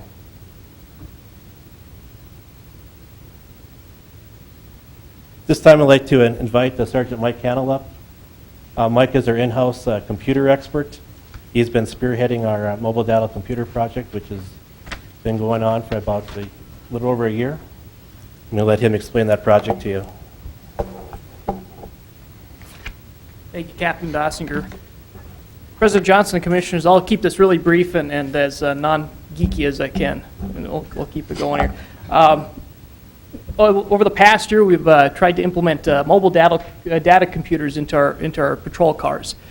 Dickinson is probably one of the last major cities in the state to be implementing these inside the vehicles. And just to briefly go over why this is going to be a benefit for the department, but more importantly for the citizens and the taxpayers, why this is going to be beneficial to have these in the vehicles now. The funding from this came through a federal grant. A vast majority of the funding to install these in the cars came from a federal grant. There was some local money just to do a little bit of rework on that, but they are up and running as of a couple weeks ago. There's 3 main uses we're going to be using these data terminals for. The first is to expedite and make our accident investigation and reporting more streamlined and more efficient, both from the aspect of obtaining a police report obtaining an accident report from the police department, and as far as officers being able to get back on the street after investigating a crash. Currently what we do is we basically handwrite everything at a crash scene, the driver's license, registration, insurance, also swap that information for the drivers involved, and go back to the office and then re-enter everything into the computer. Now with these mobile data computers, what we're able to do is actually have our accident reporting program in the vehicle with us, and it will reduce the redundancy of having to write this manually, and that way it's in the system right away. It's available for public release at that point, and it'll enable us to be able to get back on the street right away and stay more visible. The same program is actually used for our citations now. We actually have a printer in the car that we can also print citations off. It's about 20 to 30% faster than actually handwriting it, and on the back of North Dakota licenses, there's a 2D barcode, and also on the side of the registration cards, there's also a 2D barcode. We have handheld scanners in our cars. We scan the barcode. It autofills the names, the driver's license numbers, the vehicle information, and it pre-fills that all in the citation or the accident form, and we're able to process the accident a lot quicker. The final aspect that we use the computers for now is for our dispatching. Anytime dispatch sends us to a call, it'll pop up on the screen, the address, the type of call we're going to, and some comments as far as what we're going to be dealing with on that particular call. And that program also gives us the ability to write our reports out in the field and transmit it back into our main system once we get back to the police department. That way, again, it just keeps us more visible, keeps us on the street, and it reduces our redundancy and also has those reports available right away after we're done with that. So with that, if you have any questions with this, otherwise I'll just defer everything back to Captain Dossinger for the rest of the report. So if if I run a stop sign and you pick me up and you write a citation, and then I go on my way, and 3 blocks later, I get picked up for speeding by a different officer, is he or she going to know that I was just picked up for running a stop sign too? Very well could be, yes. Just Really? the way the system runs, we should be able to track fairly accurately as far as who's been stopped and for what reason. You should put that to the test. No, I don't think so. We'll leave that up, we'll leave that for Commissioner Steiner. Thank you. So does this work with Flow Mobile then, is that? Currently, Flow Mobile, as you may be familiar with, entered an agreement here with the city to Right. allow us to use their network for public safety purposes. They do have a couple kinks to the system per se that their engineers are in the process of working on right now. And considering the expansion of going north of town, we also have to figure out some way to get service up there as well. So that's an ongoing process where, Okay. to ensure they can continue to do that for us. Okay. Well, very interesting, thank you. All right, thank you.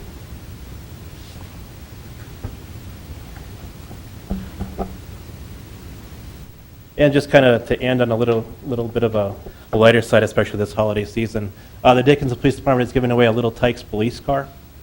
This Little Tykes car is going to be decaled and logoed the same way as our current fleet is. SureSign has donated the time and the labor to do this, and we appreciate that.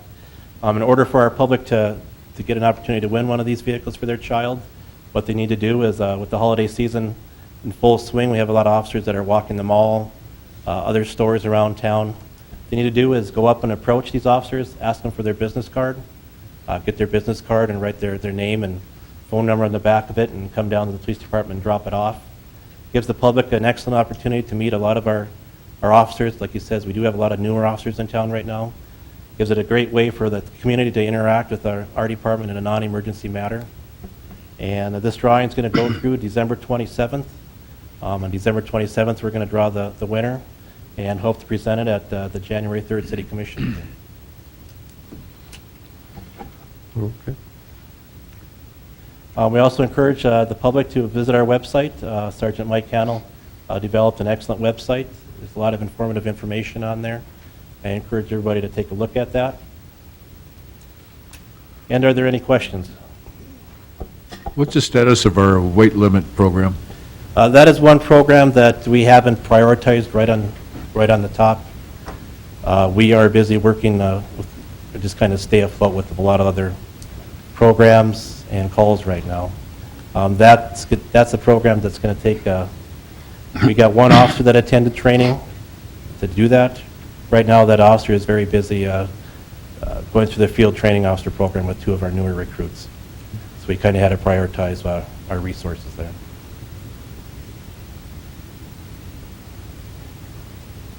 Are there any questions? Nice presentation, like the new format. It's very informative. Thank you.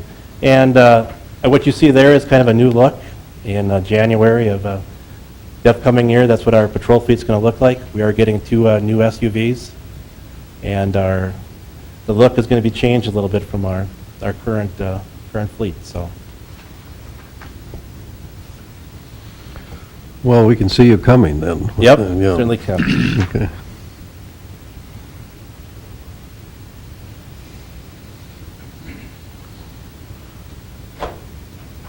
You're not going to have a light bar on those?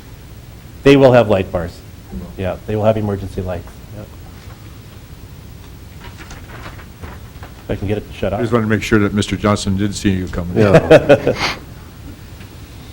Officer Handel, you better help the Yeah, you better. captain out there, he can't shut it off. Just unplug it. Thank you. Okay, thank you. Okay. With that, we move to tab 6, Public Works. Mr. Soren. Once again, this evening, we do have the development impact fee request in front of you. It was presented at the last City Commission meeting. This is for the Painted Canyon Estates development, which is the development of 22nd Avenue East. The improvements included in here are water, sewer, and street improvements. The total development of this would impact 12 properties, or would make 12 properties available with the development. The estimated cost of this is at $370,000, I believe the number was, so impact fees being 50% would be around the $184,000. We do have 2 property owners as part of this impact area that aren't in favor of the development. We did present the letters from both of them at the last meeting. Their assessments for those 2 lots were right around $46,000, I believe, for the street improvements, water and sewer. At the last meeting, there was discussion about looking at some alternatives to maybe the road design to see if there'd be some opportunities to save some costs. In looking at the estimates that were presented, it appears that the curb and gutter weren't part of the estate's cost estimate. I may be wrong on that, so I don't know if there's going to be a lot of savings, but it's my understanding, based on an email I received from Mr. Smith, that the developer is still wanting to move forward with the full length of the project and developing their 10 lots, which would also develop the 2 lots on the east side of the road as well. With or without the impact fees? Or- They're asking for the impact fees they're asking for the project to be approved for impact fees.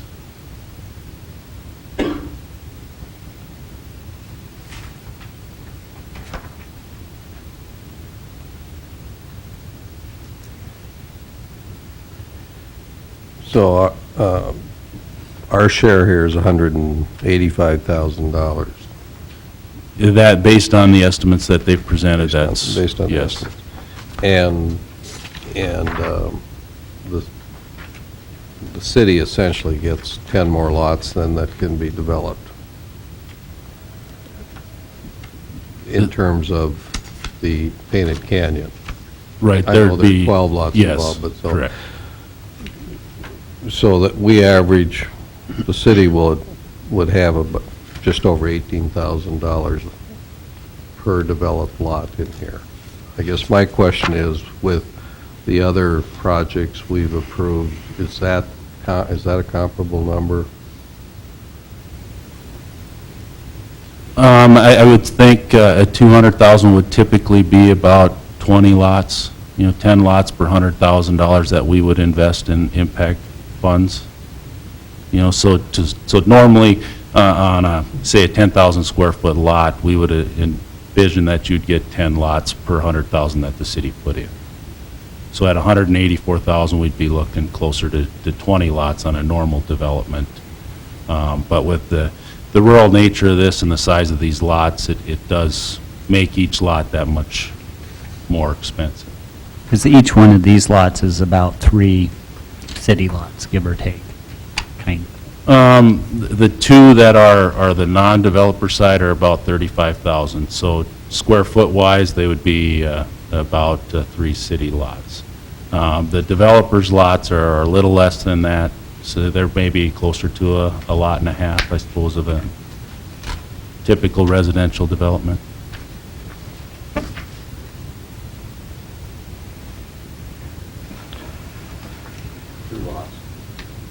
Two?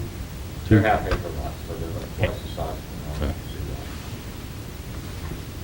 Mr. Smith, we could hear you, but why don't you just come up to the podium and just restate that so you can Yes, good record evening, it. Mr. President, Commissioners. Walt Smith with Carter, Mussolini, Jackson, representing the developer in this project. The lots are estate lots. They're in the area of about a half an acre apiece, which would be, put them a little bit over 20,000 square feet, so they would be little bigger than 2 normal lots, which is hence the cost of about double.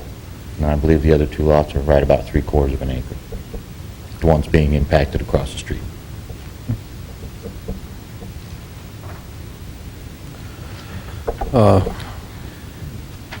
Can you tell us about, you know, 2 weeks ago, we asked that, you know, you try to find some alternatives here. Can you tell us about what happened during the 2 weeks? And Yes, I spoke with the developers on whether they, you know, wish to, some of the suggestions made, I guess, were shorten the impact area, you know, not to develop the road all the way to the end of the 10 lots, that way not impacting the property owners across the street, and at this time, they're not interested in doing that. They would like to develop the entire stretch of roadway and get all of their lots with utilities and infrastructure in place.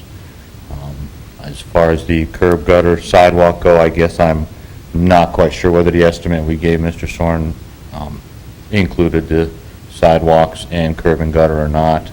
I'd have to check on that. A quick estimate before I came today showed that if it was included, that you'd probably take out about $75,000 if you were to make that north portion of the roadway a rural section rather than urban with the sidewalks and streets, or curb and gutter,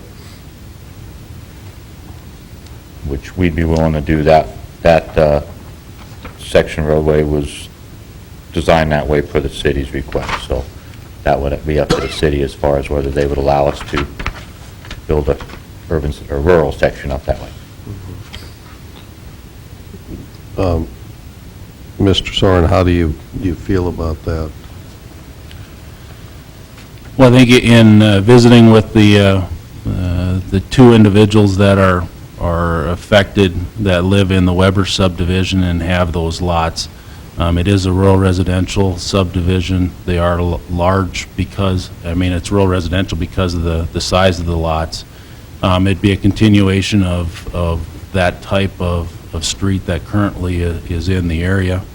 You know, it would make a buffer between the two developments, or from where you go from a rural type street design to an urban design there. It makes a good point to where that could happen. You know, I still like the curb and gutter design, but I also understand the cost implications to doing that and the size of the streets that are required with that. You know, it's certainly something we could work within, I think. One other thing that may be considered on design is that we could possibly stub out some additional services to those larger lots on the east side of those other property owners if they were considering splitting those lots for, sale in the future. If they were planning on moving and developing or selling those lots, it would open that up to being, recovering some of the funds by selling more lots. I don't know if the city would necessarily agree with that, because I know they have a policy where they don't like to install services that are not going to be used. In fact, if we develop a lot and don't use services, we are required to tear them out and remove them, which, of course, we wouldn't want to do that with the new road, but it's just an idea we thought we'd throw out there. You know, it's really very inexpensive to throw a couple more services in towards those lots if it would help, so.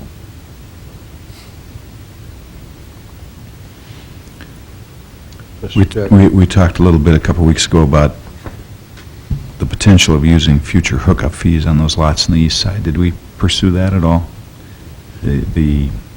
How that would come about, if it's even possible? We've had, several discussions regarding that, but there's no policy in place, and we haven't developed one to bring in front of the commission at this point to do that. But it's certainly something I think that we could look into and possibly get developed in the near future. Is our impact fee program in ordinance? It is in ordinance.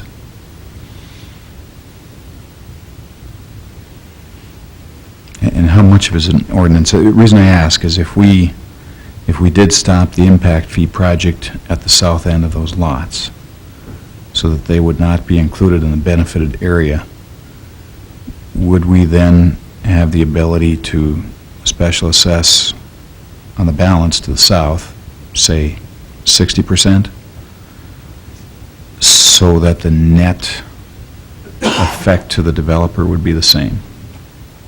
We have to change ordinance to do that? We wouldn't have, excuse me, we wouldn't have to change ordinance. The ordinance allows you as a commission to define the impacted area and define what area it is that is going to benefit from the improvement. There wouldn't be an ordinance change required in order to do that. I would be in favor of doing something like that, but I feel that we have to have some way, if those lots are developed on the east side, to recoup the costs. And I don't know if we can do something with those owners, some document that would run with the land, run with the property.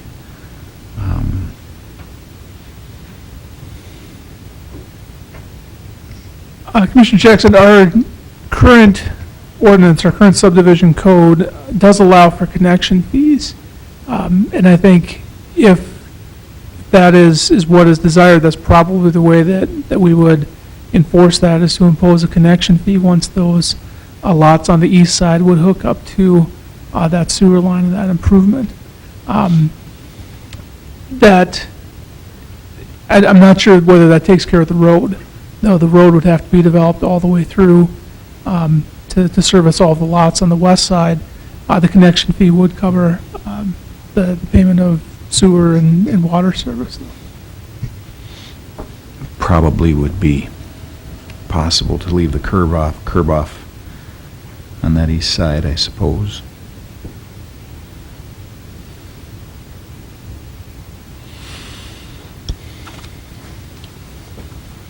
This is going to be far-fetched, which is pretty normal, I guess, but, Is your mic on?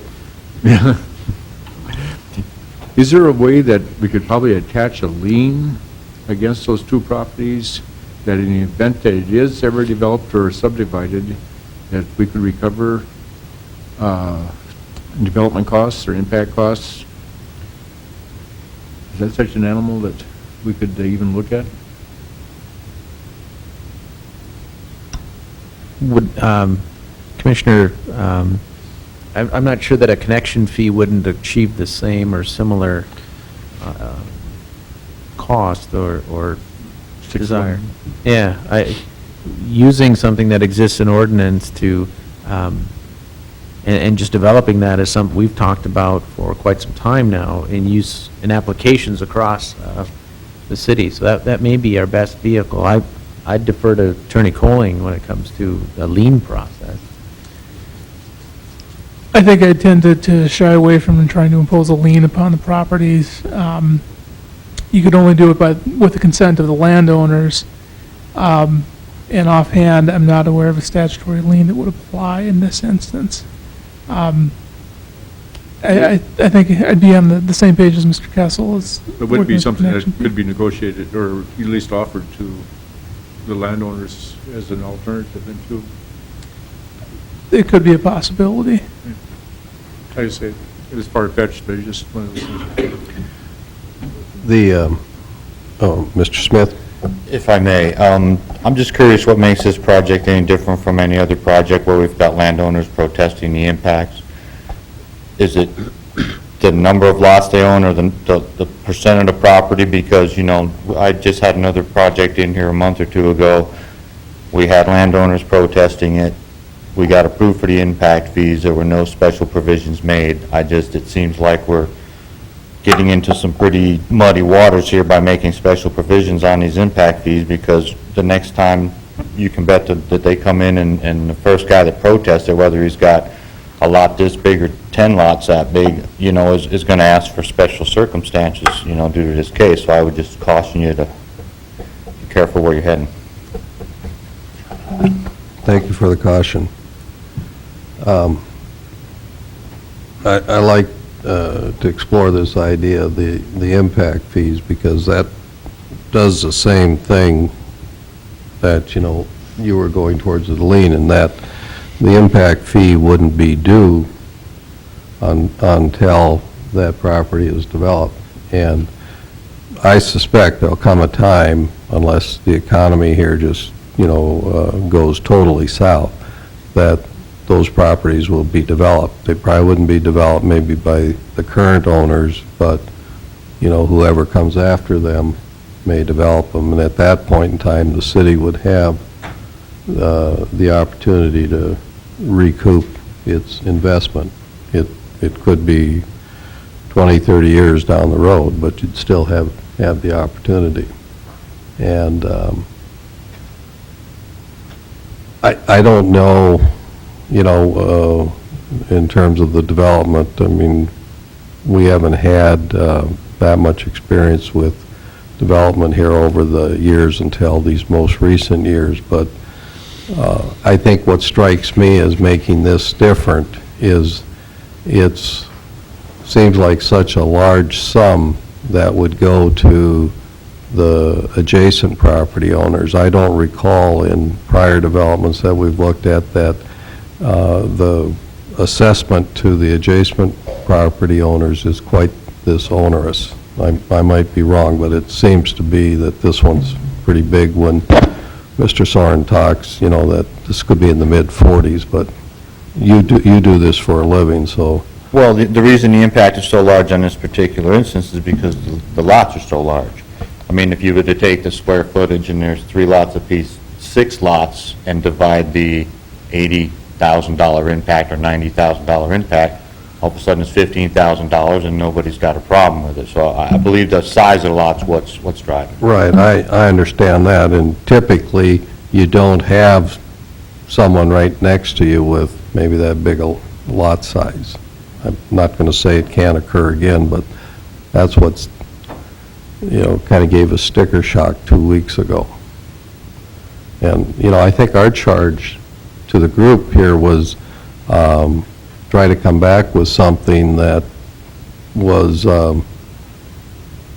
maybe a little more innovative and that we could make work. I don't think the adjacent property owners are going to get off scot-free here and not pay anything, okay?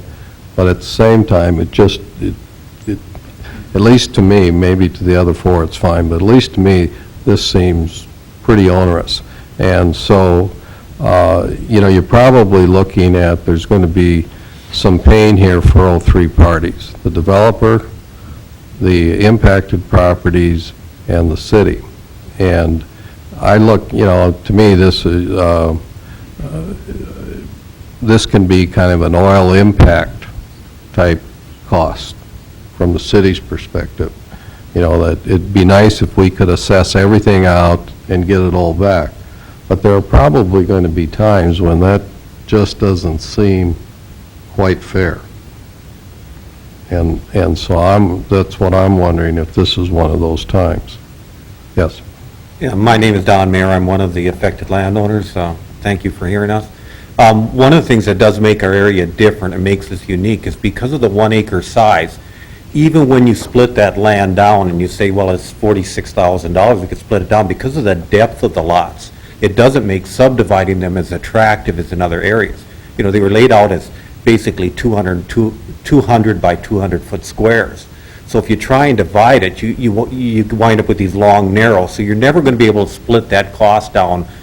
When you look at square footage, you can't divide that square footage and make it accessible to get down to small lot sizes to make it less money. So that makes it somewhat unique. The other thing I would comment on is I visited with Sean. He's been very open to me over the last 2 weeks to make calls. That's all that's been done. I'm a layperson. I don't really understand all this. I know that the cost is going to be picked up, but even a special impact fee seems to help the developer a lot more, but the person buying it winds up paying. It's a question of how these funds get paid for. So you're basically aiding the developer. So I'd caution you that not just in our area, but as this develops, looking at those adjacent landowners does become critical. It's just a matter of how the cost gets picked up. Again, I really do like some of the ideas that were presented last time in general discussion, but in 2 weeks, literally nothing has happened. And even though I've made multiple phone calls and trying to study this issue because I've never dealt with it before, to try and understand it all, it is complicated. Therefore, my recommendation would be to take our time on this, to say, okay, let's stop that. There doesn't seem to be any argument about it up to our corner, let's stop the special, give them the special impact fee, special assessment district up to that point, and let's take a little more time with our block and look at some of these options and say, you know, and when you talk about a hookup fee, I would not only say a hookup fee, but an access fee for the road. So that when you look at future development, you say, okay, you're going to get that benefit of that street, you're going to get the benefit of the water and sewer, so let's put a fee in there for those when those lots do get sold to new owners, or we develop them, whatever would happen, if that's going to happen. Again, I would say that the city will recoup some monies. A friend and I were just talking now about that in a county development, saying, gee, it's a pretty nice deal when a development comes out into the county and it gets developed, and land that was taxable at $500 an acre, now there's a home on there worth, you know, several $100,000, and that's the new tax base for that same land that was bringing in $500. And I'd say that we know we're going to get impacted, our taxes are going to go up, so there's going to be some revenue, increased revenue that the city's going to garner out of this area. So, you know, it's not unreasonable to say maybe some of that portion of that money could go to help mitigate some of the impact of these costs to you know, the older landowners in the city. And I'd speak to this not just to our lots, but to others that this is going to happen to as these issues grow. And you may have to make new ordinances and new policies in a fairness, and as you say, it may be somewhat painful for all involved, but I think it could be more fair than what's presented as is from the developer here tonight. And so I'd say let's, you know, can't we take our time, we're in the middle of the winter here, and if they want to keep going, say, we'll give you the special assessment district up to that corner, but let's take a little more time. As I stated, in 2 weeks, I don't see any proposal from the developer other than they want to go as stated. And I would reiterate that I don't think it's fair to us, because of the way our lots were designed way back when, that to try and hit us for that. Even coming here tonight without a new estimate for the road without curb and gutter, I think is not really showing good faith on their part. They could have come in and say, instead of this $300 and some thousand number, here's the firm number. When I do business, I'm a businessman, I want the number. And for you guys to vote on this without a number seems silly, especially when the mandate was, come back with a new proposal, or at least some mitigated proposal, 2 weeks, and nothing has happened. So I'm going to continue to study this issue, and I wish I could bring you, I was knowledgeable enough to bring you more options. Unfortunately, I'm just learning this. So I will continue to study it, but I really feel that in the long run, a fair way, not just for us, but as other development occurs, is to use some oil impact money to use a hookup fee for people who don't want to develop their land to help the city get its money back, and for the city to participate, so the developer, it's certainly not fair for the developer to pay 100% of the cost. I would never present that. But especially in our unique area, we couldn't, if we wanted to, we couldn't subdivide our lots to, I think, recoup the value of $46,000, because just of the design of the lots, you can't, you know, maybe I'm wrong, and someday somebody's going to be willing to pay that much money for a square of land in this town, but I sure don't see it right now, today. If you guys have any questions, I'm not sure I can answer anything other than what I've said, but. Okay, thank you, Mr. Mayor.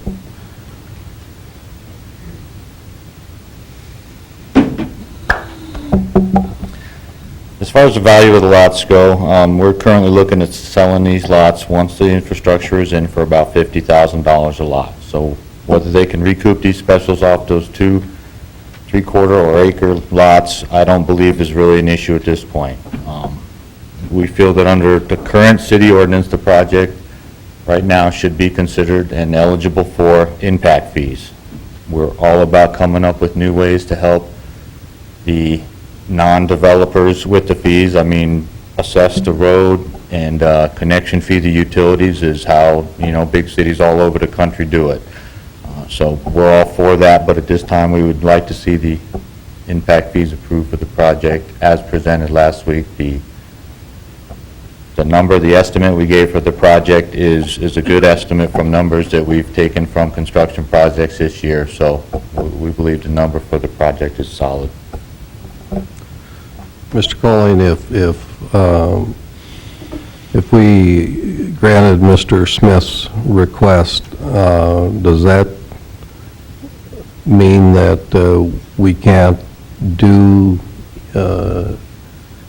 any of these other innovative ideas we've talked about? I mean, do we have to have all those in place before you go ahead and grant the request? Or act on the request?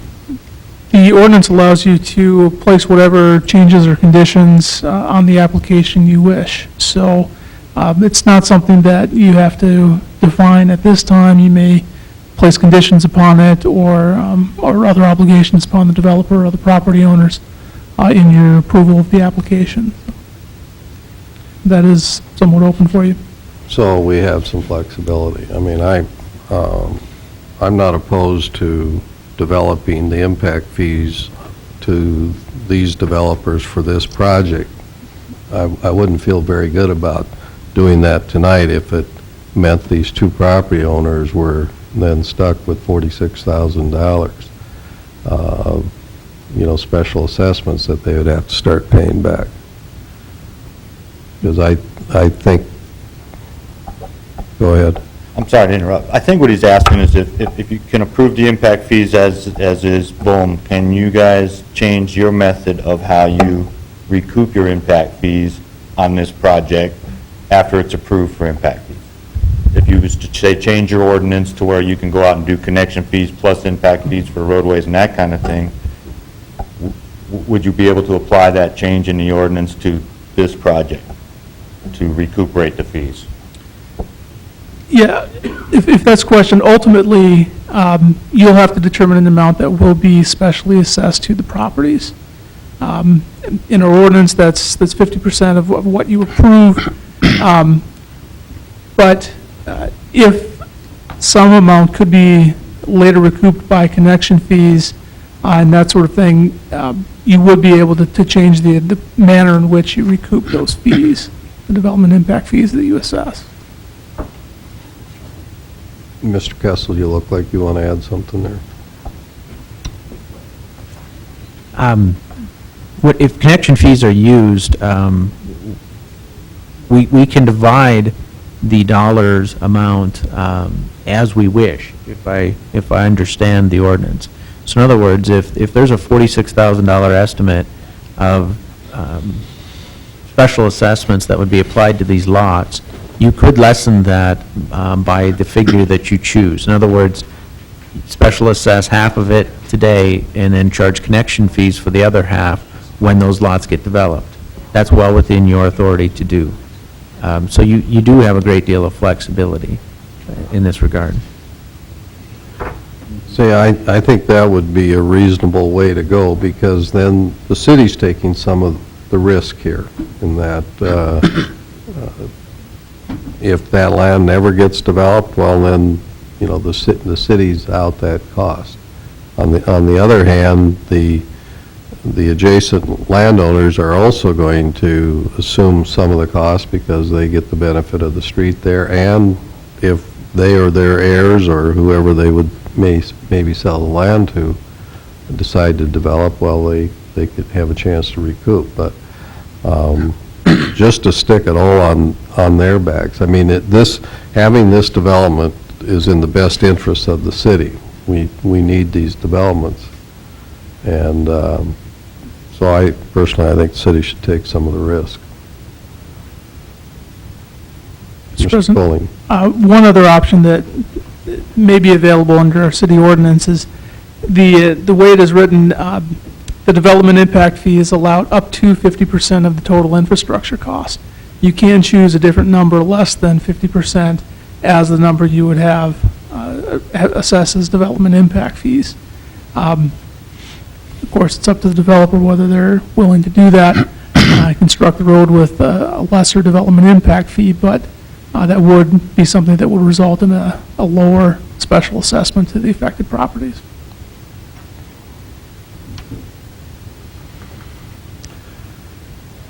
Mr. Mayor. I would just have one more comment, Commissioners. The last time I was here, there was a lot of language about the special assessment district and how it has to be placed uniformly across those property owners by footage or square footage. So when you talk about, hookup fees and how would that impact us, I would hate, again, to see us move forward on this. I'm not trying to delay the project by any means, but move forward on this, and we have creative ideas bandied about, and then find out that we're limited once you make this, once this is approved by state law that says this is how the special impact assessments have to be handled by law, and whether you're able to, circumvent that or not, basically. So I'd caution you, again, that it's a lot, I think, to handle in one meeting without all the knowledge that we need to do it. Now, I'll bow to your expertise, but like I say, the last meeting I was here is very clear that everybody bordering that property by law had to pay their percentage of that special assessment that was created. Maybe I misunderstood or didn't hear it right, or what you're proposing would somehow alleviate that. Mr. Colling, can you comment?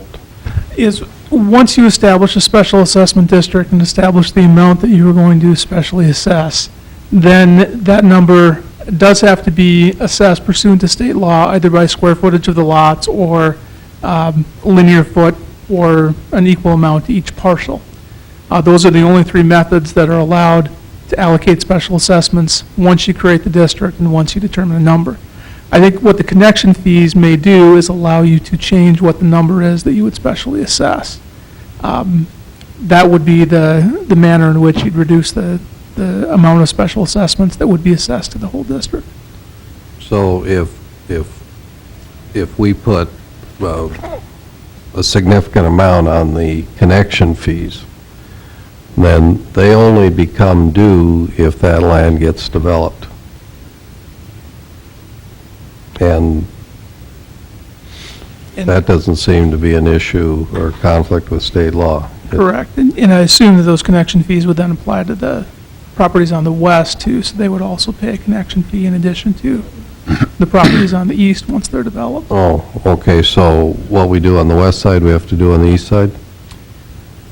Yeah, we don't have a manner of assessing connection fees at this time. We'd have to adopt that into the city's fee schedule for So, what that number is. so those 10 lots in Painted Canyon, they would have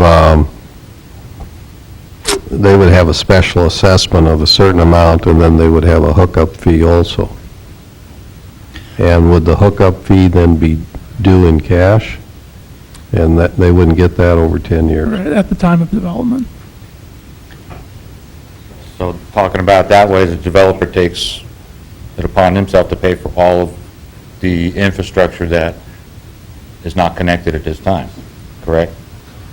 I mean, if you can't assess it because you're going to put it to connection fees, then I, as a developer, has to pay for it all, because I can't assess it. I don't get that half. So we're gonna take it the Yes. short end of this. Is that right? No, I thought, they would get the money, but when they sold the lot, they would have to remit the connection fee, and then the balance would be special assessed over a 10-year period. Right, what you'll have to do as a commission is determine the amount that you want to special assess, whatever that amount is. And Half would be fine. I'm sorry? I said half would work okay for us. And then you would have to determine the amount of a connection fee. When a property connected to the city waterworks system, it would pay the connection fee. And that may decrease the amount that you would special assess. But that final amount that you determine as a special assessment would have to be allocated equally to all properties.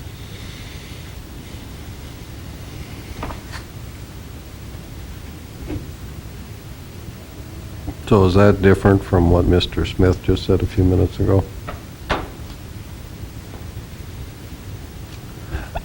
it depends on what you decide to specially assess and what you decide to allocate to connection fees. Okay, they've essentially requested $185,000 from the city. That's half of the 370. I guess what I'm looking for is, can we get the 185 there and collect our 185 back through special assessments and connection fees? And if so, how would we do that? Does it do what we do on the west side of the street, we have to do on the east side of the street? So in essence, if you assessed us for more of the, or gave more money towards the roadways, which could be assessed immediately, rather than saying you're assessing half of the roads and half of the utilities, that way you would have to recoup that half of the utilities. It really doesn't work, so I guess it doesn't matter if you approve, say, the $180,000 and assess it, you can recoup that from.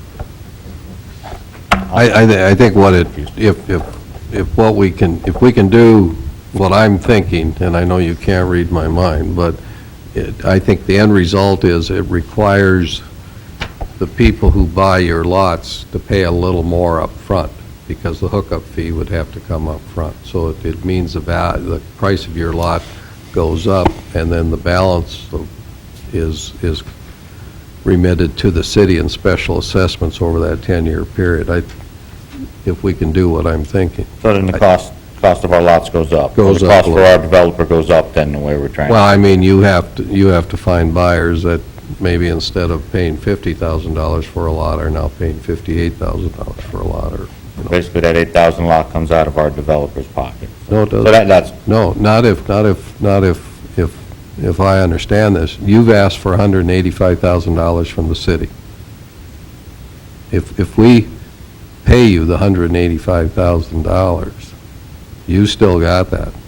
Instead of us collecting the full 185 back over 10 years from the people you sell the lots to, we collect a lesser portion over 10 years, and when you sell them the lot, they pay you revenue. A portion of that revenue then comes back to pay back that 185, if we can do that legally. If I may? Well, go ahead, you know, we're... To me, it seems absolutely simple. Whatever, the money's going to get paid back, whether it's over 10 years or sooner. So I agree, if you took the $180,000 and said, we're going to take $90,000 and split it up among hookup fees or the access fees, and so when the person buys the lot, they pay that, which I think is better because they're going to put it into their home loan and pay it out over 30 years instead of over 10 years. And now their special assessment's only half. Special assessment instead of being $20,000 or $16,000 is going to be $8,000. At a time when most homeowners can least afford to pay that big special, it's only half. They put it into their long-term home mortgage. So you could have half then, and the developer still gets his money to put it in. Again, I think, probably everybody has to think about this a little bit more, but, it seems to me that would be a reasonable solution. One last thing I want to reiterate about our particular area is, again, the size and depth of our lots, that they may feel tonight very comfortable in selling their lots for the kind of money they're talking about. I would again say that because of the shape and size of our lots, we are impacted at a greater, because we cannot subdivide those lots because of our depth and square footage to be, I'm sure you can picture it in your minds, we can't make, normally an acre, you could make 4 real nice-sized lots. You can't when you're 200 feet deep from the road. So, I know they're tired of me saying this, but if you stop at the corner and you prove to me you sell those first 7 lots, I'd be a lot more receptive to going to the next 5. But prove to me you're going to sell the first 7 for that kind of money before you do the next. I mean, is there a reason to does it save any money to do those additional 5 lots? Is the city, as a responsible board, getting the most bang for their buck when they're saying, we're going to invest $185,000 on this number of lots? And maybe you don't have any discretion. It'd be one of the questions I'd be asking myself if I was sitting there. Or would we be better off taking, maybe you have unlimited funds, taking those funds, which in the same case, as Sean said earlier, for that same amount of money, you could do 20 lots if they would have just developed the roads further to the west, where there's lots of lots, instead of these few lots. So you're investing $185,000 and saying there's, for 10 or 12 lots, which are going to be fairly expensive lots. Not that I don't want to see nice homes by ourselves, but it just, I'm conservative too, and I'm just thinking that's a lot of lots to sell for that kind of money. And again, I'll reiterate that we can't subdivide ours like you would normally be able to do, because there would not be access. Thank you. Mr. Mayor, I have a question for you. Yes. If my recollection is accurate, at the last meeting, you mentioned that your intention, I believe Mr. Steffen has the same, is that you had no intentions of selling your lots. That's correct. I also recall that if the amount that was special assessed those lots went down, you weren't interested in anything unless it was a significant reduction. If there were special assessments on your lots of, let's say, $25,000 to $30,000, would your intentions remain the same, that you still wouldn't sell those lots?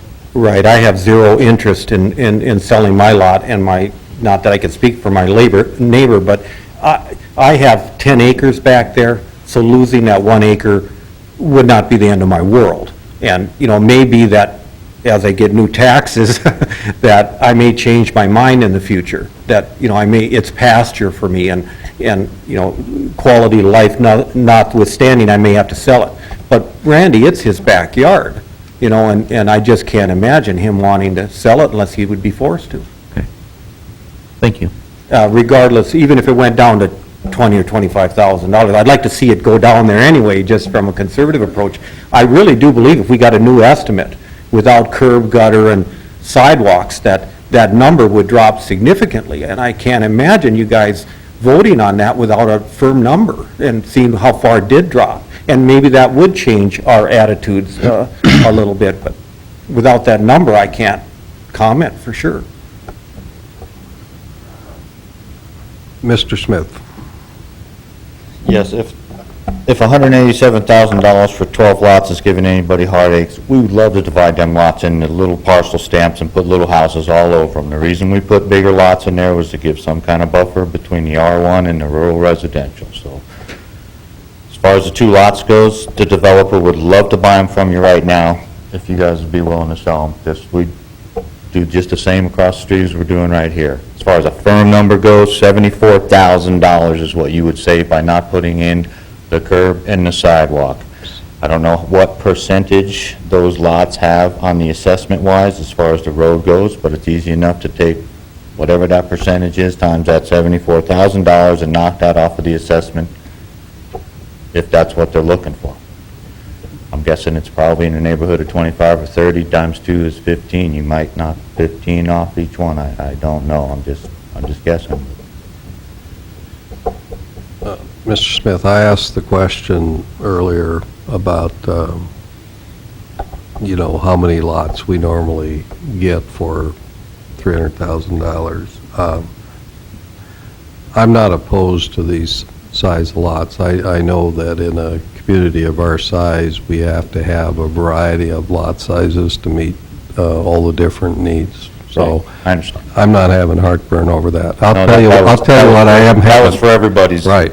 For sure. But I'll tell you what I am having a little heartburn over, is that 2 weeks ago, we said, we can't sit up here and try to design a solution. We're not capable of doing that. We asked all of you, and I mean our city staff too, and both parties to go back and see if you could come up with a solution. It sounds to me like there's some things we can do here, and that all parties would be willing to make some concessions. As far as the city goes, I don't know if I'd have 2 other votes here, but I'd certainly be willing to vote that where the city would take some of this risk. And if we never get those connection fees, we never get them. That's part of the risk of dealing with oil development. But what I'm having heartburn over is we're trying to design this doggone thing right here. And it's not helping in terms of time. We could have dealt with this, 30 minutes ago if all of you, and I mean our city staff, and you guys would have come in here with a solution and said, here's what we've worked on. Here we have something. That's what I'm having a little heartburn over.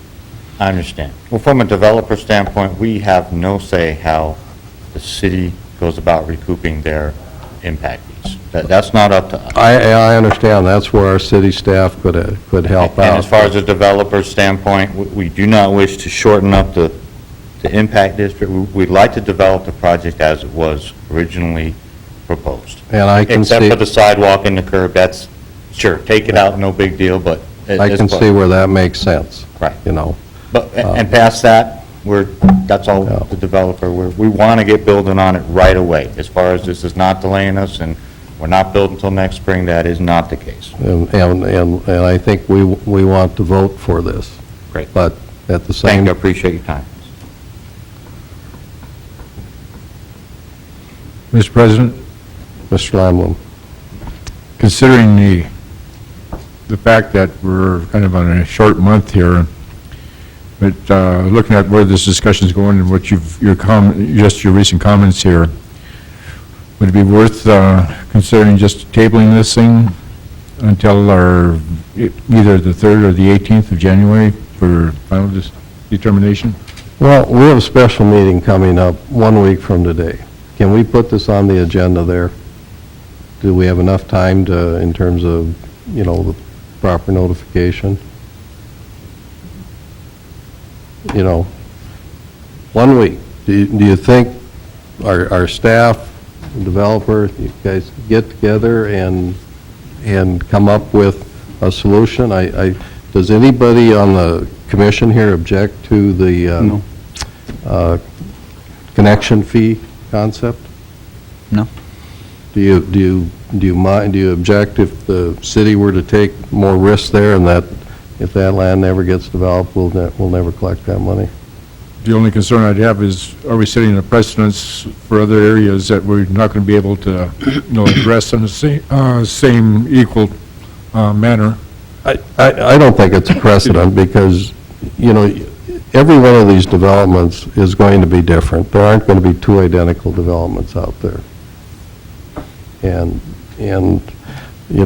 so they all have some uniqueness to them. And just because we might do something one way here, I don't know that means you have to do it that way every other place. But I think what it does give us is better understanding of what the options are that we have, what tools we can use to cope with the oil development. This could get even more intense and more developments going. And we have to somehow balance the needs of the developer, the needs of the folks who are going to be customers of developers, and the needs of those that are neighbors to these new developments. And, you're not going to make everybody happy with this. I understand that. And Mr. Mayor is not going to get away without some special assessments to his property. There's going to be some. What I would hope would happen is that it would be something quite a bit less than that $46,000 number that we've heard. So, at any rate. Mr. President, Mr. Steiner. I agree with you. I think we need to set this back for another week. As far as setting a precedence, there is nothing wrong with setting precedents also. I mean, if this comes up again, at least we have discussed it, and there might be a precedent set here. But when it comes to affecting someone to $46,000 or more or less, we may want a precedent set to where we have experienced it. So, I wouldn't look at setting a precedence as a bad thing. But if we come back in 1 week and all three parties have not met, the landowners, the developer, and the city officials, then the point is moot too. So, we can make the decision, but we need the information, so. And from a developer standpoint, we would like some direction as far as what you're looking for from us in this particular situation, besides redesigning things, which it's a straight shot of road a block or two long, so I'm not sure how we cut costs or design it. So, I mean, I'm more than willing to come meet with both the Shawns and bang this out. I'm just not sure what it is the developers are supposed to bring to the table, so any direction would be helpful. Yeah, I think it's city staff that's going to have to take the lead in presenting us with some arithmetic options that are legally viable. I think is where we are. And I think that Carson makes a really good point. I think we need the option of connection fees in certain situations. We could have used them in the last 10 years, and there are situations we've had that being able to utilize a significant connection fee would have really helped in some situations. I think we have to be careful here. I think we have to be very careful in how we're doing this.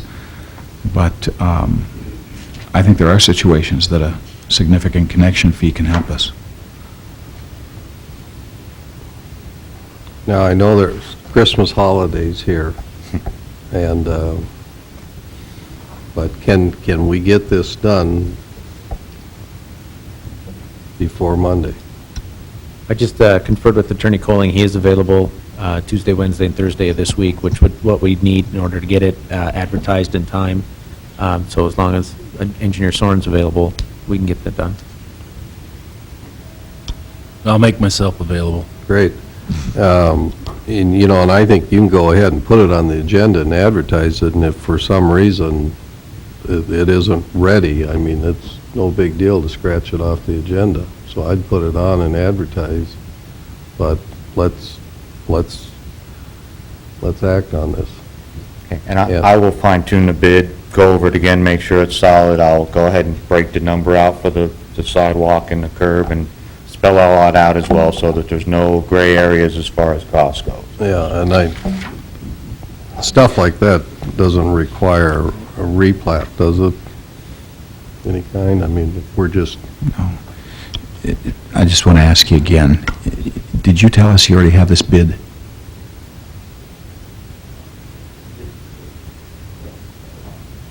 Yeah, we bid the utility portion of the project that we were trying to get done this winter. We have not bid the road yet. We'll wait till spring to do the road Okay, portion. but so the bids you have in water and sewer are based on winter construction?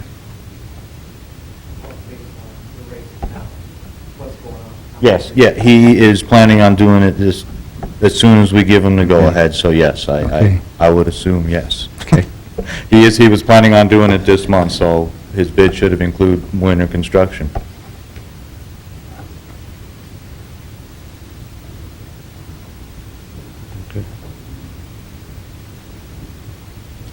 well, then we have a plan.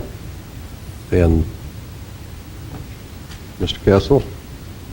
Just asking if you needed a motion to table, but I don't, we didn't last time. No. You just let the minutes reflect that the commission took no action on this, and that's sufficient. Okay. Anything else then? All right. So, who's taking responsibility to set all this up and make sure it gets done? we'll coordinate that out of my office. Okay, Mr. Kessel. You guys, we okay? Betcha. All right, okay. I won't be available Monday night, but I'll have representatives here. Well, hopefully it'll be, In case anyway. yeah, as long as, so, thank you for your help. All right, thanks for your time, guys, appreciate it. Item B, Mr. Soren, reports. I do have included the code enforcement report ending November. Total new building permits, 242 compared to 105 last year. The last time I presented this report, there was a request to have the multifamily units shown on here. We did do that. If you'll notice on the bottom of the form, it shows total multifamily housing units to date. So out of those 67 permits, we have 170 housing units that were developed out of those to date. So with 130 single family and 170, we put roughly 300 housing units on the market so far through the permit process, or we're working on that. With that, I'd be happy to answer any questions that you may have regarding the code enforcement report. Thank you for doing that. Does anybody have a number in terms of when we, okay, if we've got 300 new housing units, in terms of how many per capita per housing unit? I mean, do we know, is it 1.3, 3.8, or anybody, is there a good rule of thumb to go by? 2.5? Generally, there's, what the census is for many years, the average in a household is right around 2.5 people. It hasn't changed much in decades. Okay. Mr. Baker from the audience has said 2.5 according to some census numbers, so I'm just, President Johnson? yes. That figure is very accurate nationwide. The figure, however, for North Dakota is lower than that. It's about 2.2. 2.2? Not that it's going to make a big difference, but it may make a slight difference. Well, I'm just trying to get some sense of what our population growth could be, like in a year. If we're adding 300 new housing units, is that looks like it could be 660 people to maybe as high as 750. That's all I'm looking at, so just to get a sense of how fast we might be growing. Okay, any comments or questions for Mr. Soren? Okay, tab 7, who's presenting tab 7, Mr. Kessel or Mr. Soren? I certainly can, President Johnson. Thank you. The first item we have is, in the 2011 budget, we did budget for a new street sweeper. We have an opportunity to piggyback on a Minnesota bid, and our city ordinance does allow us to do that. They have an Elgin street sweeper that meets the specifications that we need. The bid for that is $162,719, and we budgeted $165,000 to be financed over 5 years. Because of the price that they had, we feel that it's a good price. It's the unit that we could use, and by piggybacking with that, we can get it before we have to run into some new emission standards on the new engines that are coming up. So we're asking permission to purchase that piggyback bid of Minnesota State bid. Okay, thank you, Mr. Soren. You've heard his presentation, his recommendation. Do you have any comments or questions? Mr. President, Mr. Soren, is the city of Gladstone interested in our old sweeper? They have expressed some interest. There are a couple others that have expressed some interest as well. We are looking at some of those opportunities to see if we can help out a local community by selling them our old one. Other comments or questions? What is the age of our old one? I believe it's a 1990 model. I'd move we approve the purchase. Second. We have the motion, the second. Further discussion? Hearing none, we'll vote. Mr. Jackson? Aye. Mr. Steiner? Aye. Mr. Altman? Aye. Mr. Lamblum? All right. Chair votes aye. Motion carries. The other item that we have is the crushing of our concrete and asphalt product that we accumulate over the year from street projects and other construction projects. We did open bids on that, received 2 bids, one from Gravel Products, the other from Fisher Industries. We're recommending that we award that contract to Fisher Industries for $131,710, which is roughly $46,000 less than the next bidder. This is the the recycling of our asphalt concrete, that we do use this product on most of our construction projects throughout town, and we do sell some of it as well. Well, you've heard, again, the presentation and the recommendation. Any questions or comments? Is there a motion then regarding this item? Mr. President, move to approve the asphalt crushing contract to Fisher Industries. Is there a second? I'll second. We have the motion and the second. Any discussion? Hearing none, we'll vote. Mr. Steiner? Aye. Mr. Lamblum? All right. Mr. Ullman? Aye. Mr. Jackson? Aye. Chair votes aye. That motion carries. Is there anything else, Mr. Soren? Just one other topic that I would point out with the snow today, just kind of an update. We are in the process of looking at getting some more firm price quotes on snow gates, so we have a better idea, a better understanding of that. We continue to talk with other communities about their pros and cons regarding those.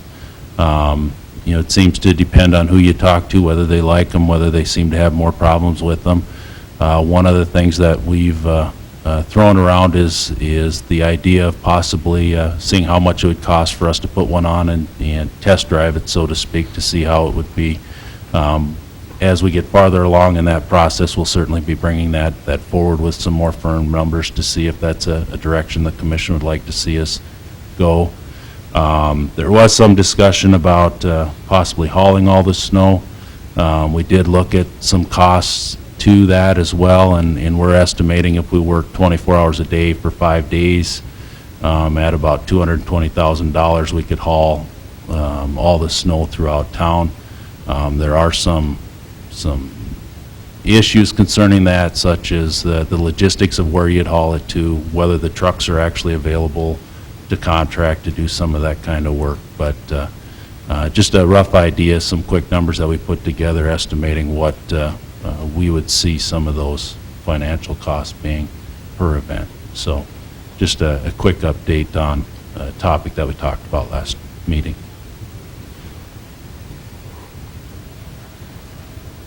All right, thank you. Tab 8, City Administrator's Report. Thank you, President Johnson, Commissioners. The first item on my report is the Government Affairs Liaison Services Contract. As you recall, this was an item that was included in the budget for next year. We have bid that out. We do have 2 proposals. As a result of that advertising, I'd like to request that an ad hoc committee be set up so that we can review each proposal and make a recommendation to the City Commission on which of the 2 we should accept, or if there's other options available to us. Okay, Mr. Kessel, you and I did talk about this previously, and again, we thought our 2 newest members were still looking for additional assignments, and we thought that Mr. Lamblum and Mr. Altman would be excellent on that ad hoc committee. Is that okay with you two? Are you asking for trouble? No, I think you both would work out just fine here. I have no problem. Yeah, that's fine. You're good? Okay, I know last meeting or 2 meetings ago, we also assigned you some extra work, but, so, The tree committee has not met yet, so. the which committee? The tree committee has The not tree, met. okay. All right, so we would make that appointment then, that you two be the ad hoc committee there. Fine. I'm not calling Mr. Landblum old, but I think his depth of experience will be very useful on this commission, or on this committee. Excuse me, is his evaluation up to date? It is. One question I did have, is this for a 1-year or multi-year consideration?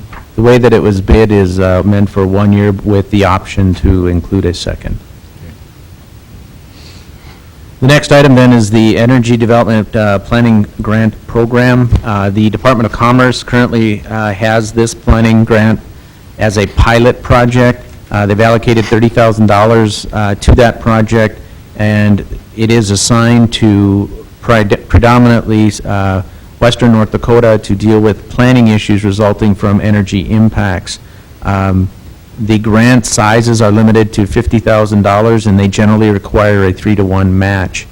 So in other words, a $150,000 expenditure would garner you a $50,000 grant.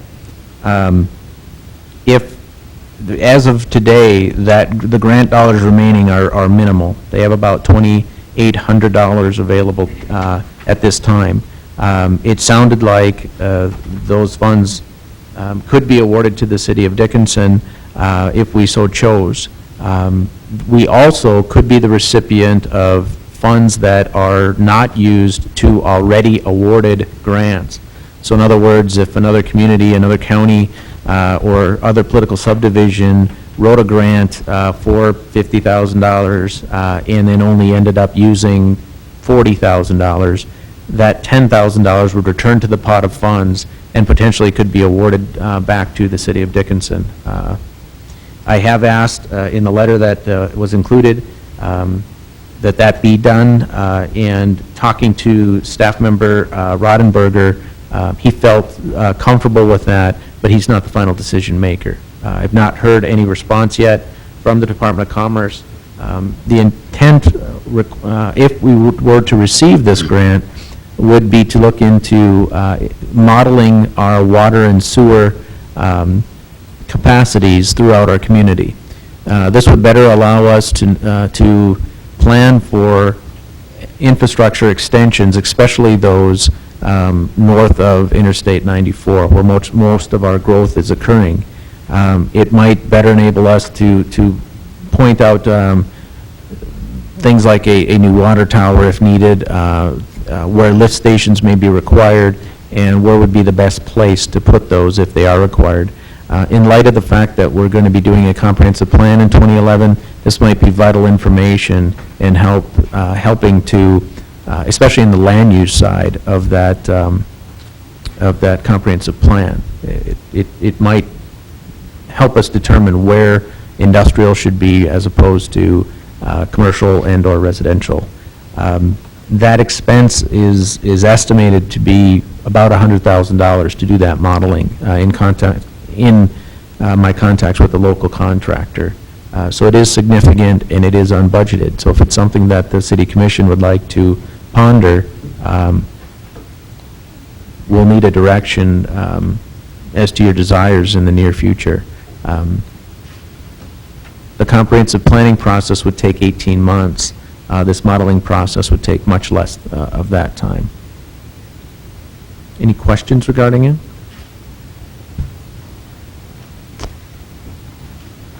If not, I do have a couple things that are not on the agenda that I'd like to make you aware of. The first is due to Assessor Zent's retirement from the City of Dickinson, we do have some work that's going to need to be done. We don't believe that we can replace her in time to be ready for our Board of Equalization. That may require us to seek outside assistance. Vanguard Appraisals, I have put a letter of engagement on your desks for your review. They are willing and capable of bringing staff here to complete the assessment roles to make sure that we are prepared for the Board of Equalization meeting.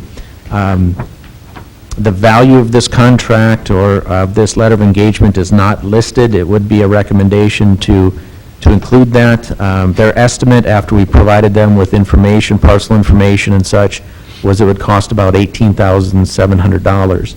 That does not require a bid per our ordinance, and if it went over 20, we would be required to bid this out. The reason that Vanguard was selected is because we operate on their software currently, and they've done work in the City of Dickinson before. They're familiar with our community, and therefore we thought they would be more efficient when and if they were able to come and complete this work for us. No actions required this evening, but I would ask that either at our December 27th special meeting or at our January 3rd meeting that this be approved. They are planning to send staff here as of January 9th, and they would stay approximately 2 to 2.5 weeks in order to get the job done. So, are there any questions specifically about this? Any objections to Mr. Kessel proceeding down this path? I mean, he'll, like you said, he'll bring it to us for final approval, but if you have any concerns or if you think you have alternatives to this, now would be a good time.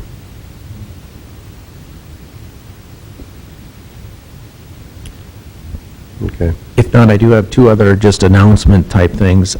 Southwest Night at the Legislatures is going to be held January 24th in Bismarck.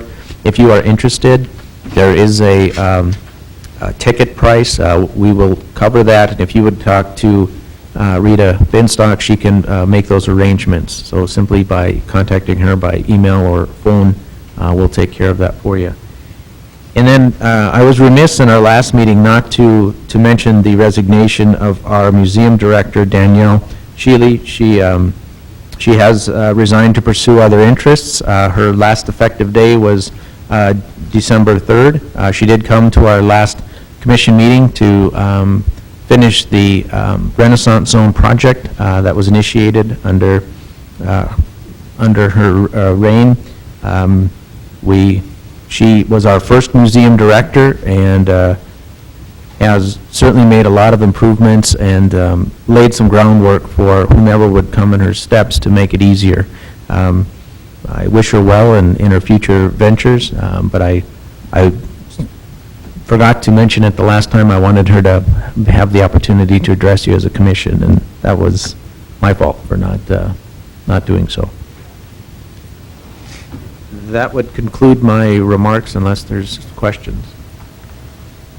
Okay, any comments or questions for the city administrator? All right, we'll move to tab 9, accounts payable and payroll. Are there any of the payables or payroll that you wish to discuss?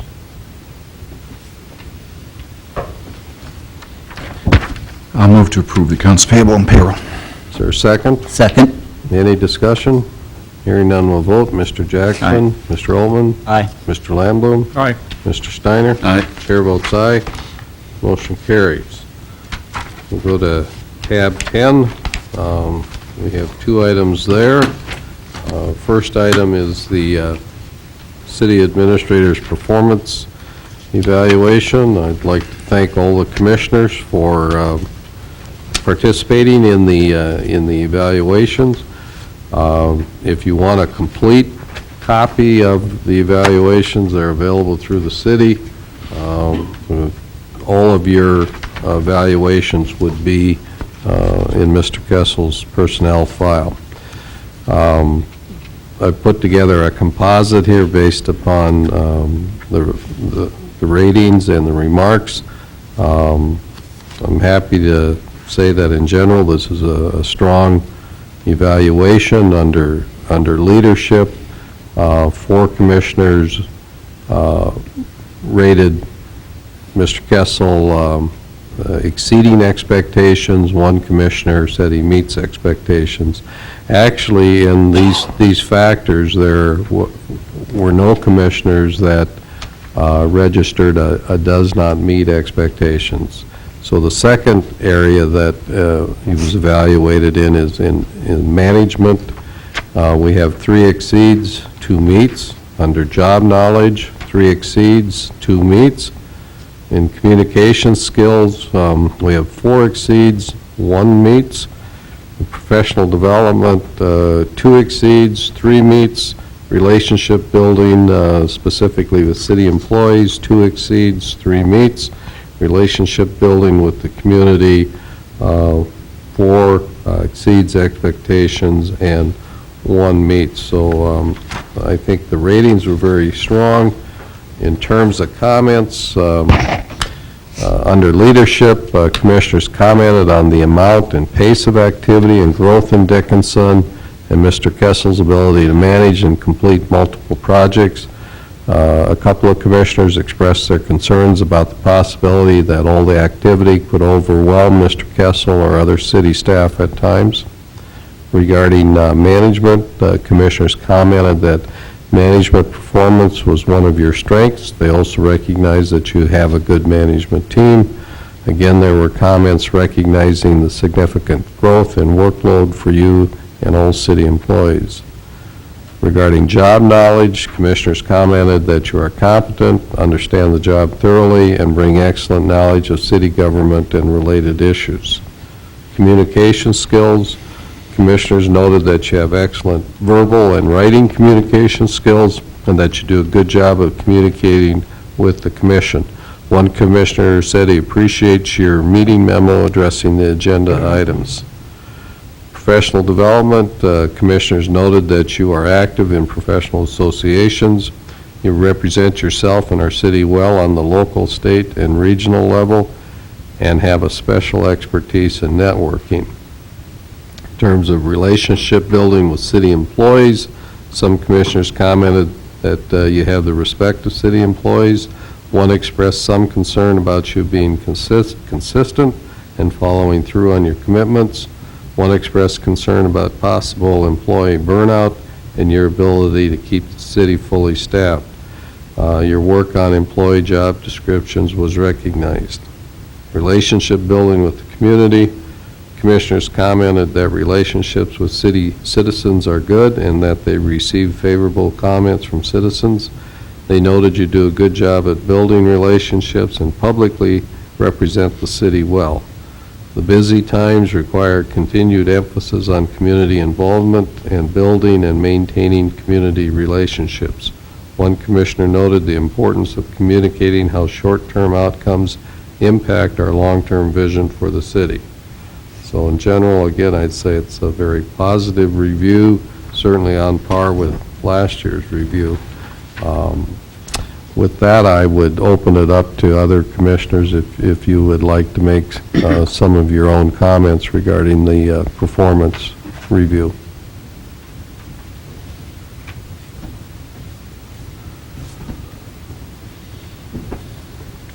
Again, everything is, each of our individual evaluations along with this composite that I just read are part of Mr. Kessel's permanent file. Any comments? You know, I have really no comments on the review. I think that Sean's doing a great job for us. We have issues with staffing, and I know that's affecting Mr. Kessel's position, probably Mr. Soren's position, and other managers on our staff, and it really needs attention. I know it's getting attention, but you know, we're going to really have to ramp that up. That has nothing to do directly with the performance review, but it certainly has to do, I know, with your position. Thank you, Mr. Jackson. Other comments?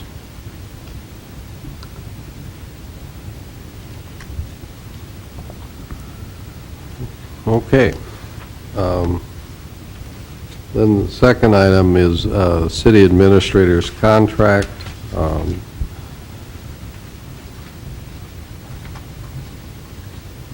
Mr. Colling has reviewed the contract, and actually he's handed out a contract that is slightly different from the one in the binder here.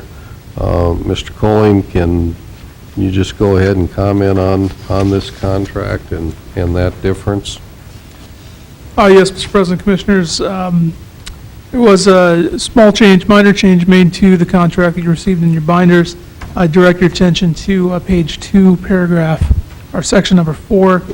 There's a subparagraph D that was added, just making clear that if you as a commission want to make annual adjustments to the compensation figure that you determine, that you can do that by addendum, and those sorts of compensation adjustments or cost of living adjustments would be something at your discretion. Thank you, Mr. Colling, and I think I said at the meeting 2 weeks ago, probably the biggest difference in this contract versus the contract 2 years ago is that this is a 3-year contract instead of a 2-year contract.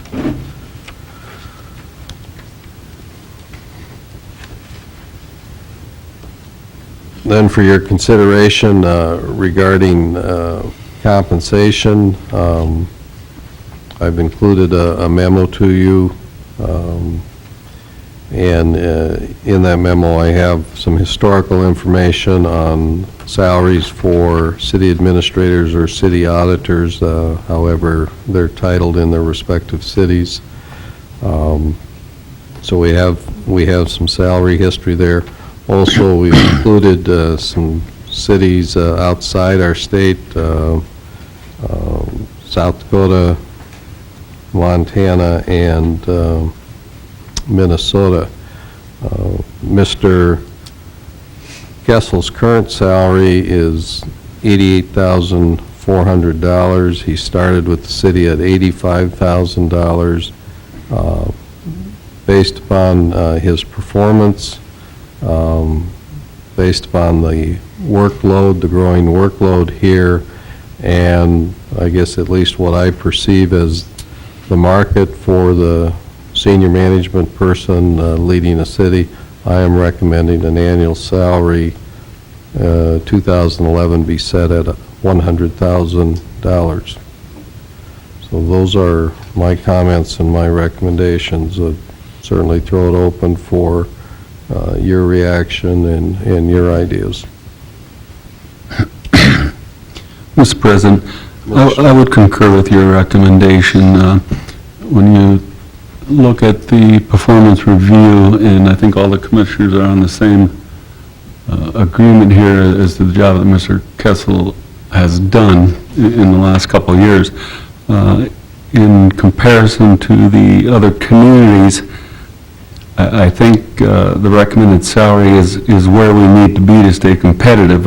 I look at some of the other communities there in the same salary range, and they do not have the issues going on that we have here. Take Mandan, Jamestown, even Williston and so on, they have about the same issues. But some of the other communities, I think we're being competitive now, at least in the city administrator salary. I do think that we have other salaries that we're trying to get put up there to be more competitive, to keep our employees around again. But I think this is definitely a start on the city administrator package. Okay, thank you, Mr. Steiner. Other comments? Mayor Johnson, I have some comments. Looking at the proposed increase that you have here, that's about 13% increase for this calendar year, and that in my mind is a bit of a steep leap to go for in one calendar year. I like the fact that we are going to a 3-year contract with Mr. Kessel, and I think that if our goal is to ultimately get his salary in line with the city administrators from other communities, that's fine, but to do it in one swift move, 13% in 1 year is quite a leap. And what I would recommend is, since we have the 3-year contract, that we do the percent of increase that's more in line with what other city employees have received, which is more in that 2 to maybe 5% range. And so if our end goal is to ultimately get him to the same spot, I would recommend a opportunity for him to get up to a 5% increase each of the next consecutive years. So 5% this year, since you feel like his review was stellar, that would be at the top of the range for this year. Next year, when we reevaluate, he'd again have that same opportunity for an increase anywhere from 0 to 5%. Same in the third year. The result would be that he would still get to where you want him to be compensation-wise, but that we have the ability to reevaluate his salary each of these next consecutive years, and we keep his salary increase in line with what other city employees have been experiencing. All of their workload has increased, and a 13% increase versus a 2 to 4% increase for other employees is hard to warrant. Thank you, Mr. Altman. Other comments? I think Mr. Altman's concerns are good for us to hear and good to discuss. I've got a couple other perspectives maybe to put on it. I don't have a problem with this salary. Couple, three things I think we need to remember. First of all, we're comparing to other communities, and we're looking at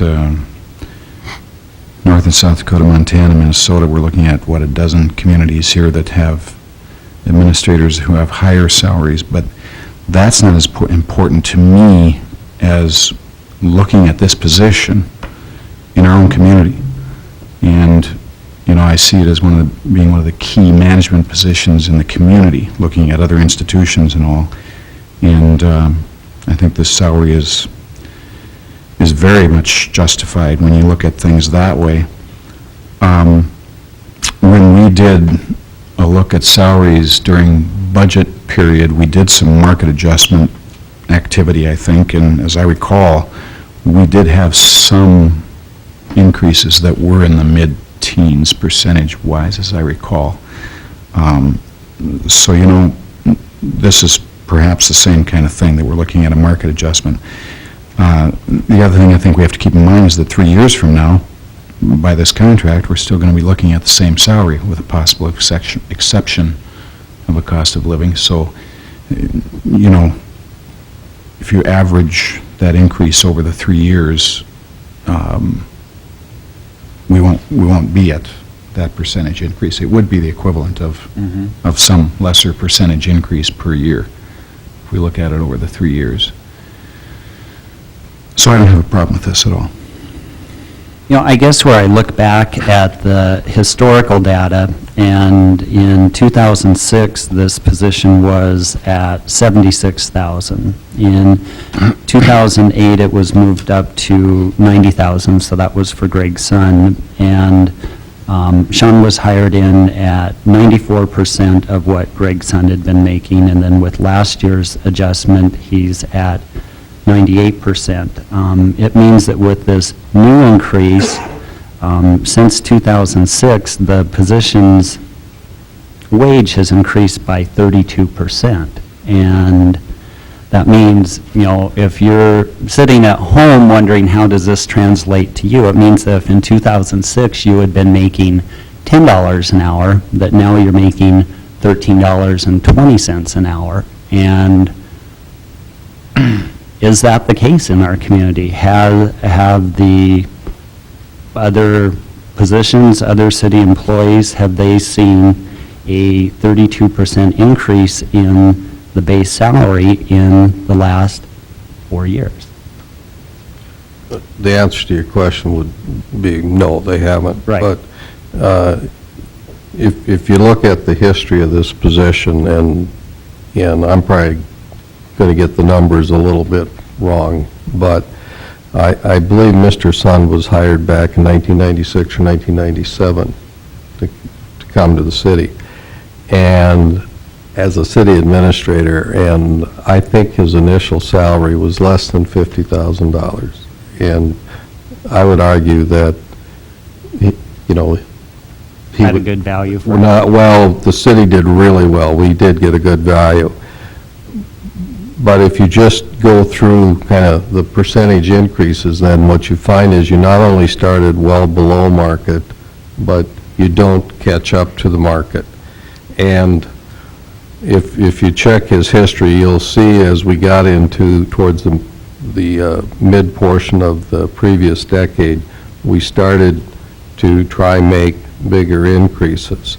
But even in 2006 at $76,000, we were quite a ways off of market. And so we did make a fairly significant adjustment there in 2008, and remember, that's over a 2-year period. If you look at where Mr. Sun was in 2008 at $90,000, I think it's pretty fair to say that if he were still here and still performing as well as he was doing, we would be looking at a salary of about $100,000.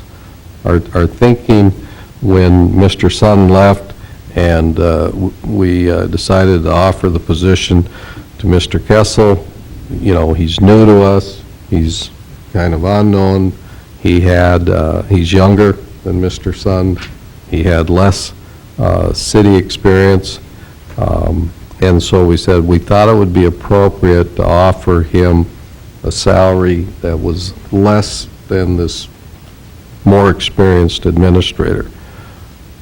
My own personal opinion, after 2 years, and in the memo I say 2 tumultuous years, you know, we've started to have this energy impact. We dealt with a tornado. We've dealt with 2 really crummy winters.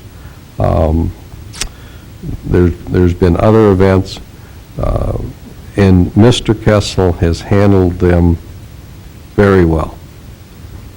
And I think, you know, while I was very happy with Mr. Sun, I didn't want to see him go. I think Mr. Kessel's performance has been on par, or perhaps even better than Mr. Sun's, because I don't know that there were 2 years back-to-back, like 2009 and 2010, that Mr. Sun had to deal with. And I look at the workload today versus what the workload was just 3 and 4 years ago in this position. It has grown a lot. And the issues that we deal with today are issues that are more complex and that we weren't dealing with before. I mean, we just sat through a discussion a little while ago on development.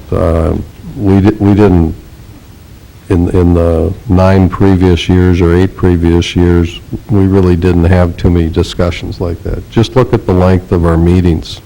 You know, we could, you know, 7:30 was a long meeting. Now we have trouble getting out of here before 9 o'clock. But it's just much more complex.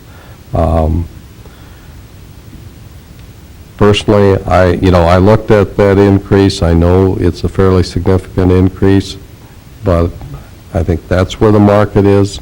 He's performing well, and he and other staff members here are carrying quite a workload. And I think, you know, we're going to see kind of above average increases as we move forward. I know when I've had an opportunity to talk to the legislative leadership, or had an opportunity to talk to the governor and his staff, when we've talked about impact costs, I've talked about salaries and wages for all of our employees, that these are impact costs, that what's happening here in Dickinson is causing us and will cause us to raise our wages and salaries at a greater percentage than what we would have had there been no energy impact or modest energy impact. You know, it's been an added challenge because we've had several key employees who reached retirement age just shortly before Mr. Kessel got here, or just after, and they've elected to retire. That's added strain to all the remaining city employees as well as Mr. Kessel. So, I know it's a fairly significant increase, but I also know that he's capable, and that, you know, there are, these positions come open from time to time. Mr. Sun got recruited away from us. Mr. Kessel can get recruited away from us. I know Mr. Jackson and I sat on the committee that evaluated the applicants. And when it came down to it, in my view, we only had 2 qualified applicants. I talked to them both. The other one that I thought was qualified was a county administrator in Colorado, and he wanted a salary of $120,000 or $125,000 if he were to come up here and interview for the position. So, you know, if you want to mess around with a few dollars here, I guess that's fine, but personally, I'm not really willing to take the risk. It's tough to recruit and retain in an oil-impacted community.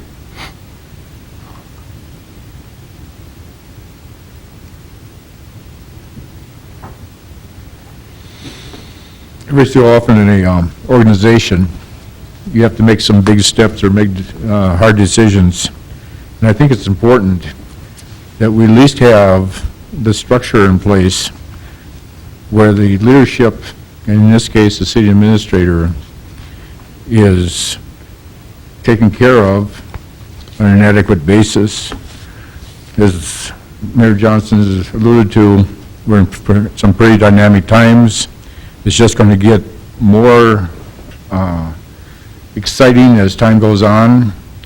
In the last 2 years, I think under the guidance of the City Commission, the learning curve for Mr. Kessel has shrunk, and I think we've got a very capable city administrator, and I think that it behooves us to take a look at developing a strong benchmark from where we could work on and trying to encourage him to take us into the next few years under his tutelage. And I feel that $100,000 is significant, but yet at the same time is probably not enough, you know, considering what we're going to be facing here. I too agree that I think that $100,000 is a very appropriate amount for our city administrator at this point in his career, and hopefully that he'll stay with us, and if we tie him in for 3 years, yeah, we got him. Thank you, Mr. Lamblum.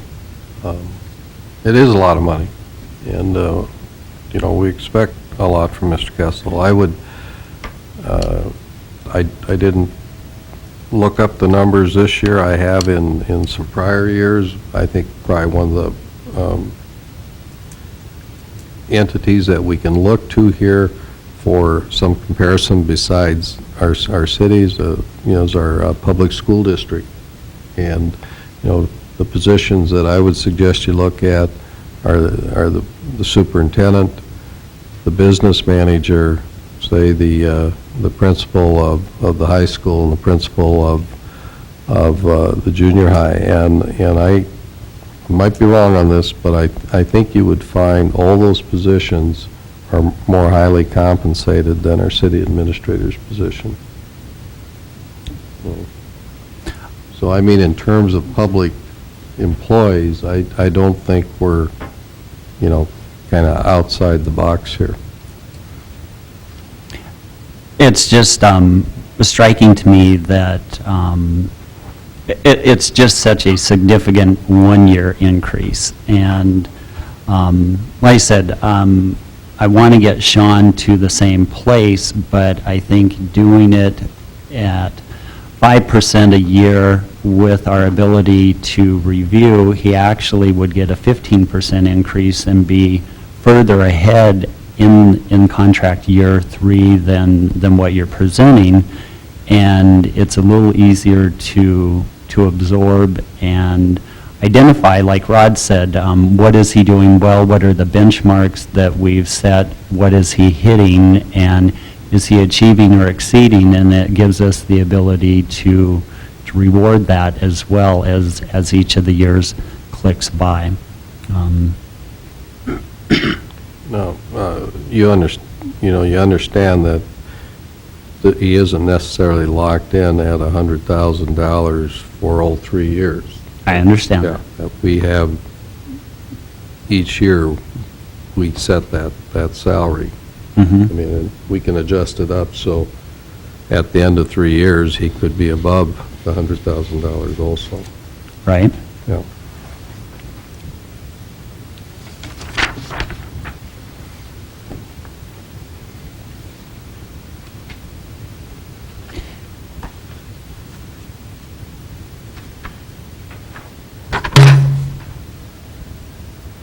Anybody else? Oh. Any problems with the contract itself other than the contract amount?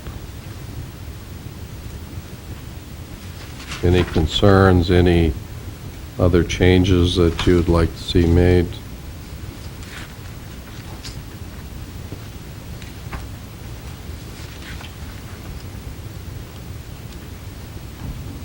Mr. Colling, is the city considered to be a at-will employer, or do we have a different distinction?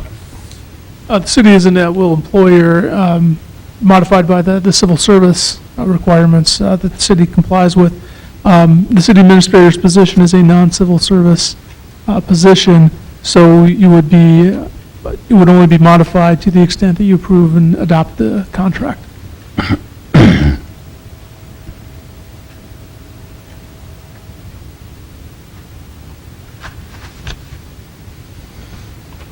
You know, it does say in here that,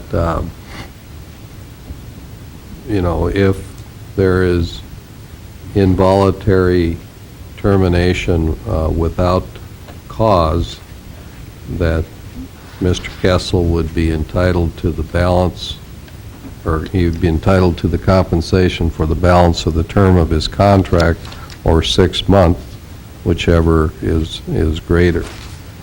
So, you know, the city does take a little more risk with a 3-year contract than a 2-year contract. I guess my thinking there in recommending a 3-year contract is that it is pretty volatile times when you serve as a at-will public servant like Mr. Kessel does. You know, you can have abrupt changes in commissioners, and you might be out of favor. And so he has some risks there. I think a 3-year contract gives him a little more security.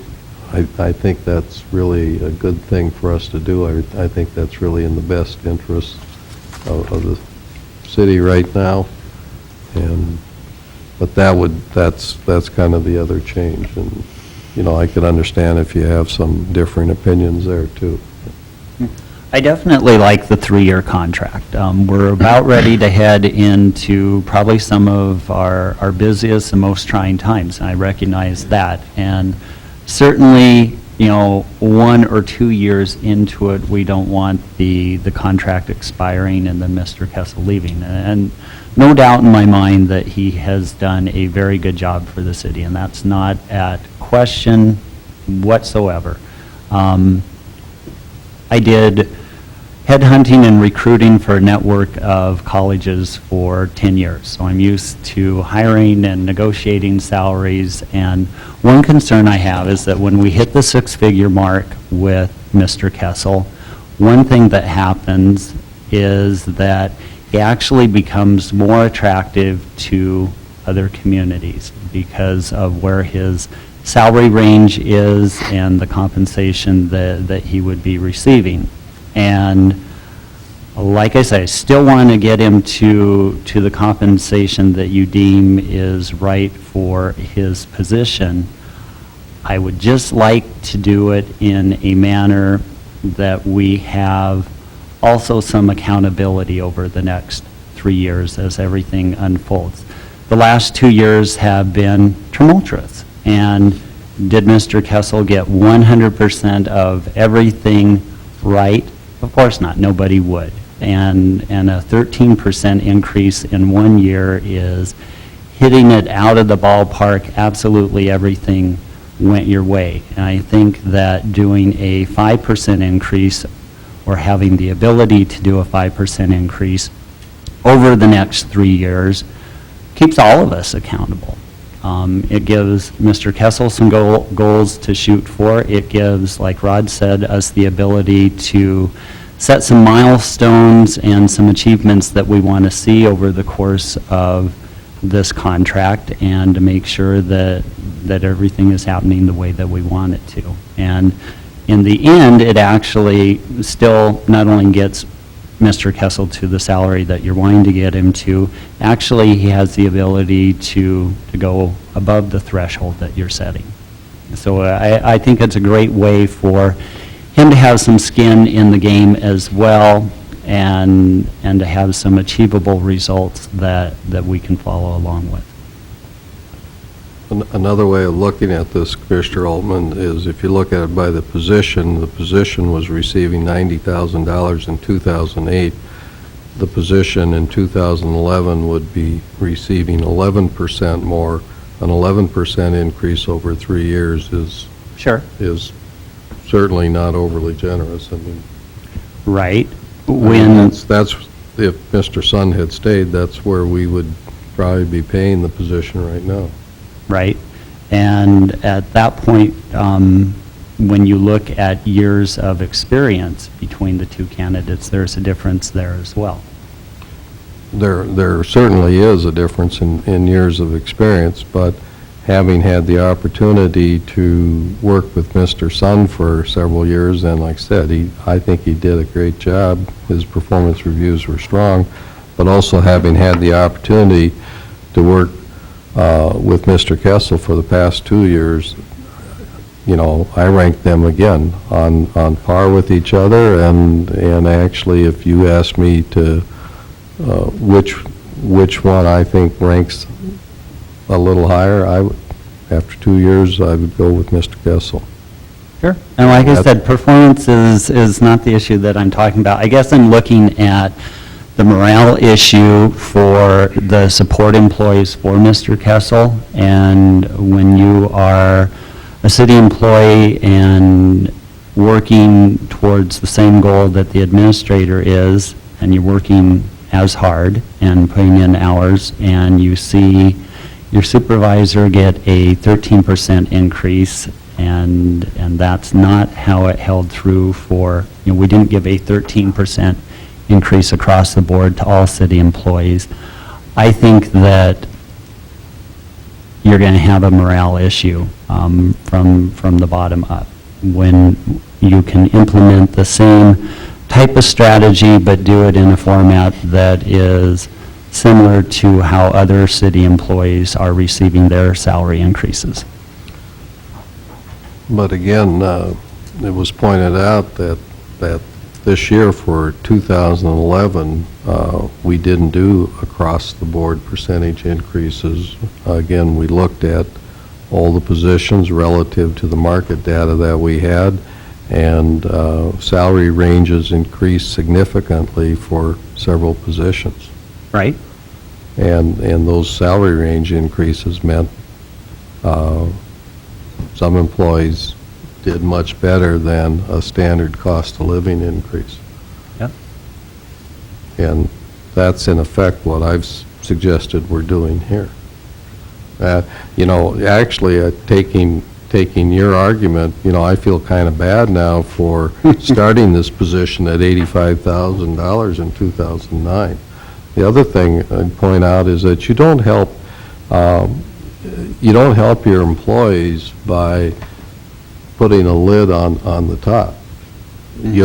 All you do is you end up doing salary compression, and the city of Dickinson has had to battle that for several years because, you know, if you have compression, then others aren't moving up to where they should be.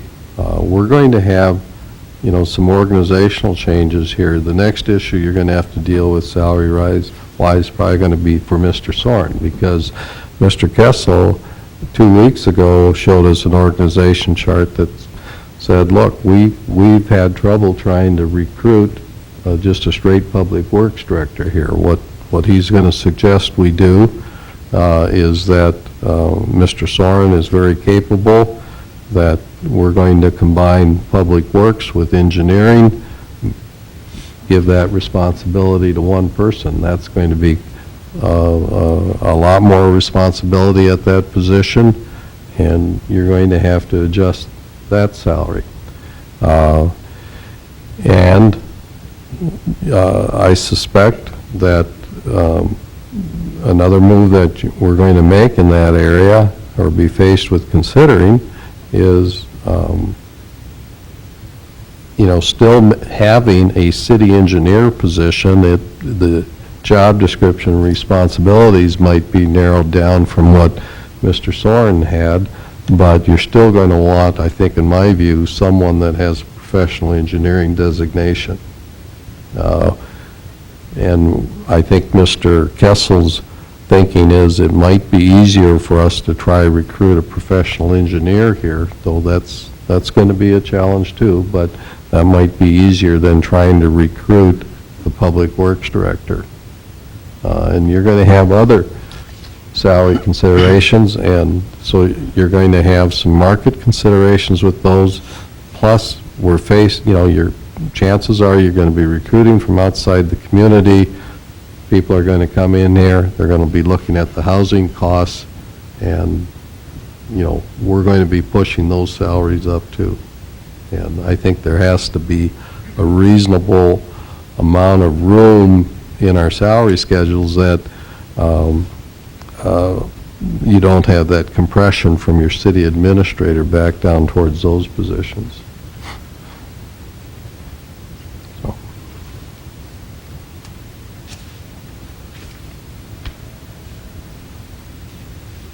Mr. President, Mr. Steiner. move to approve the employment contract as presented.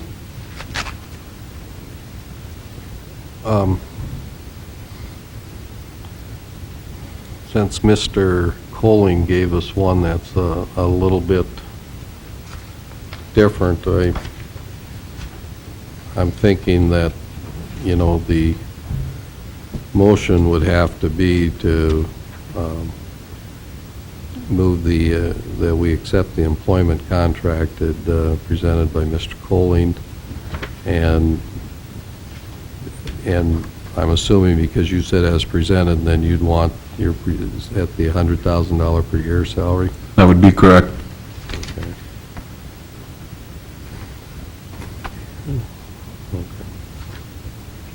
Is there a second? I'll second. Other discussion?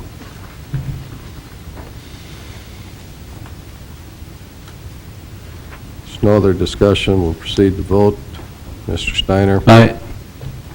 Mr. Lamblum? Aye. Mr. Jackson? Aye. Mr. Altman? No. Chair votes aye, the motion carries.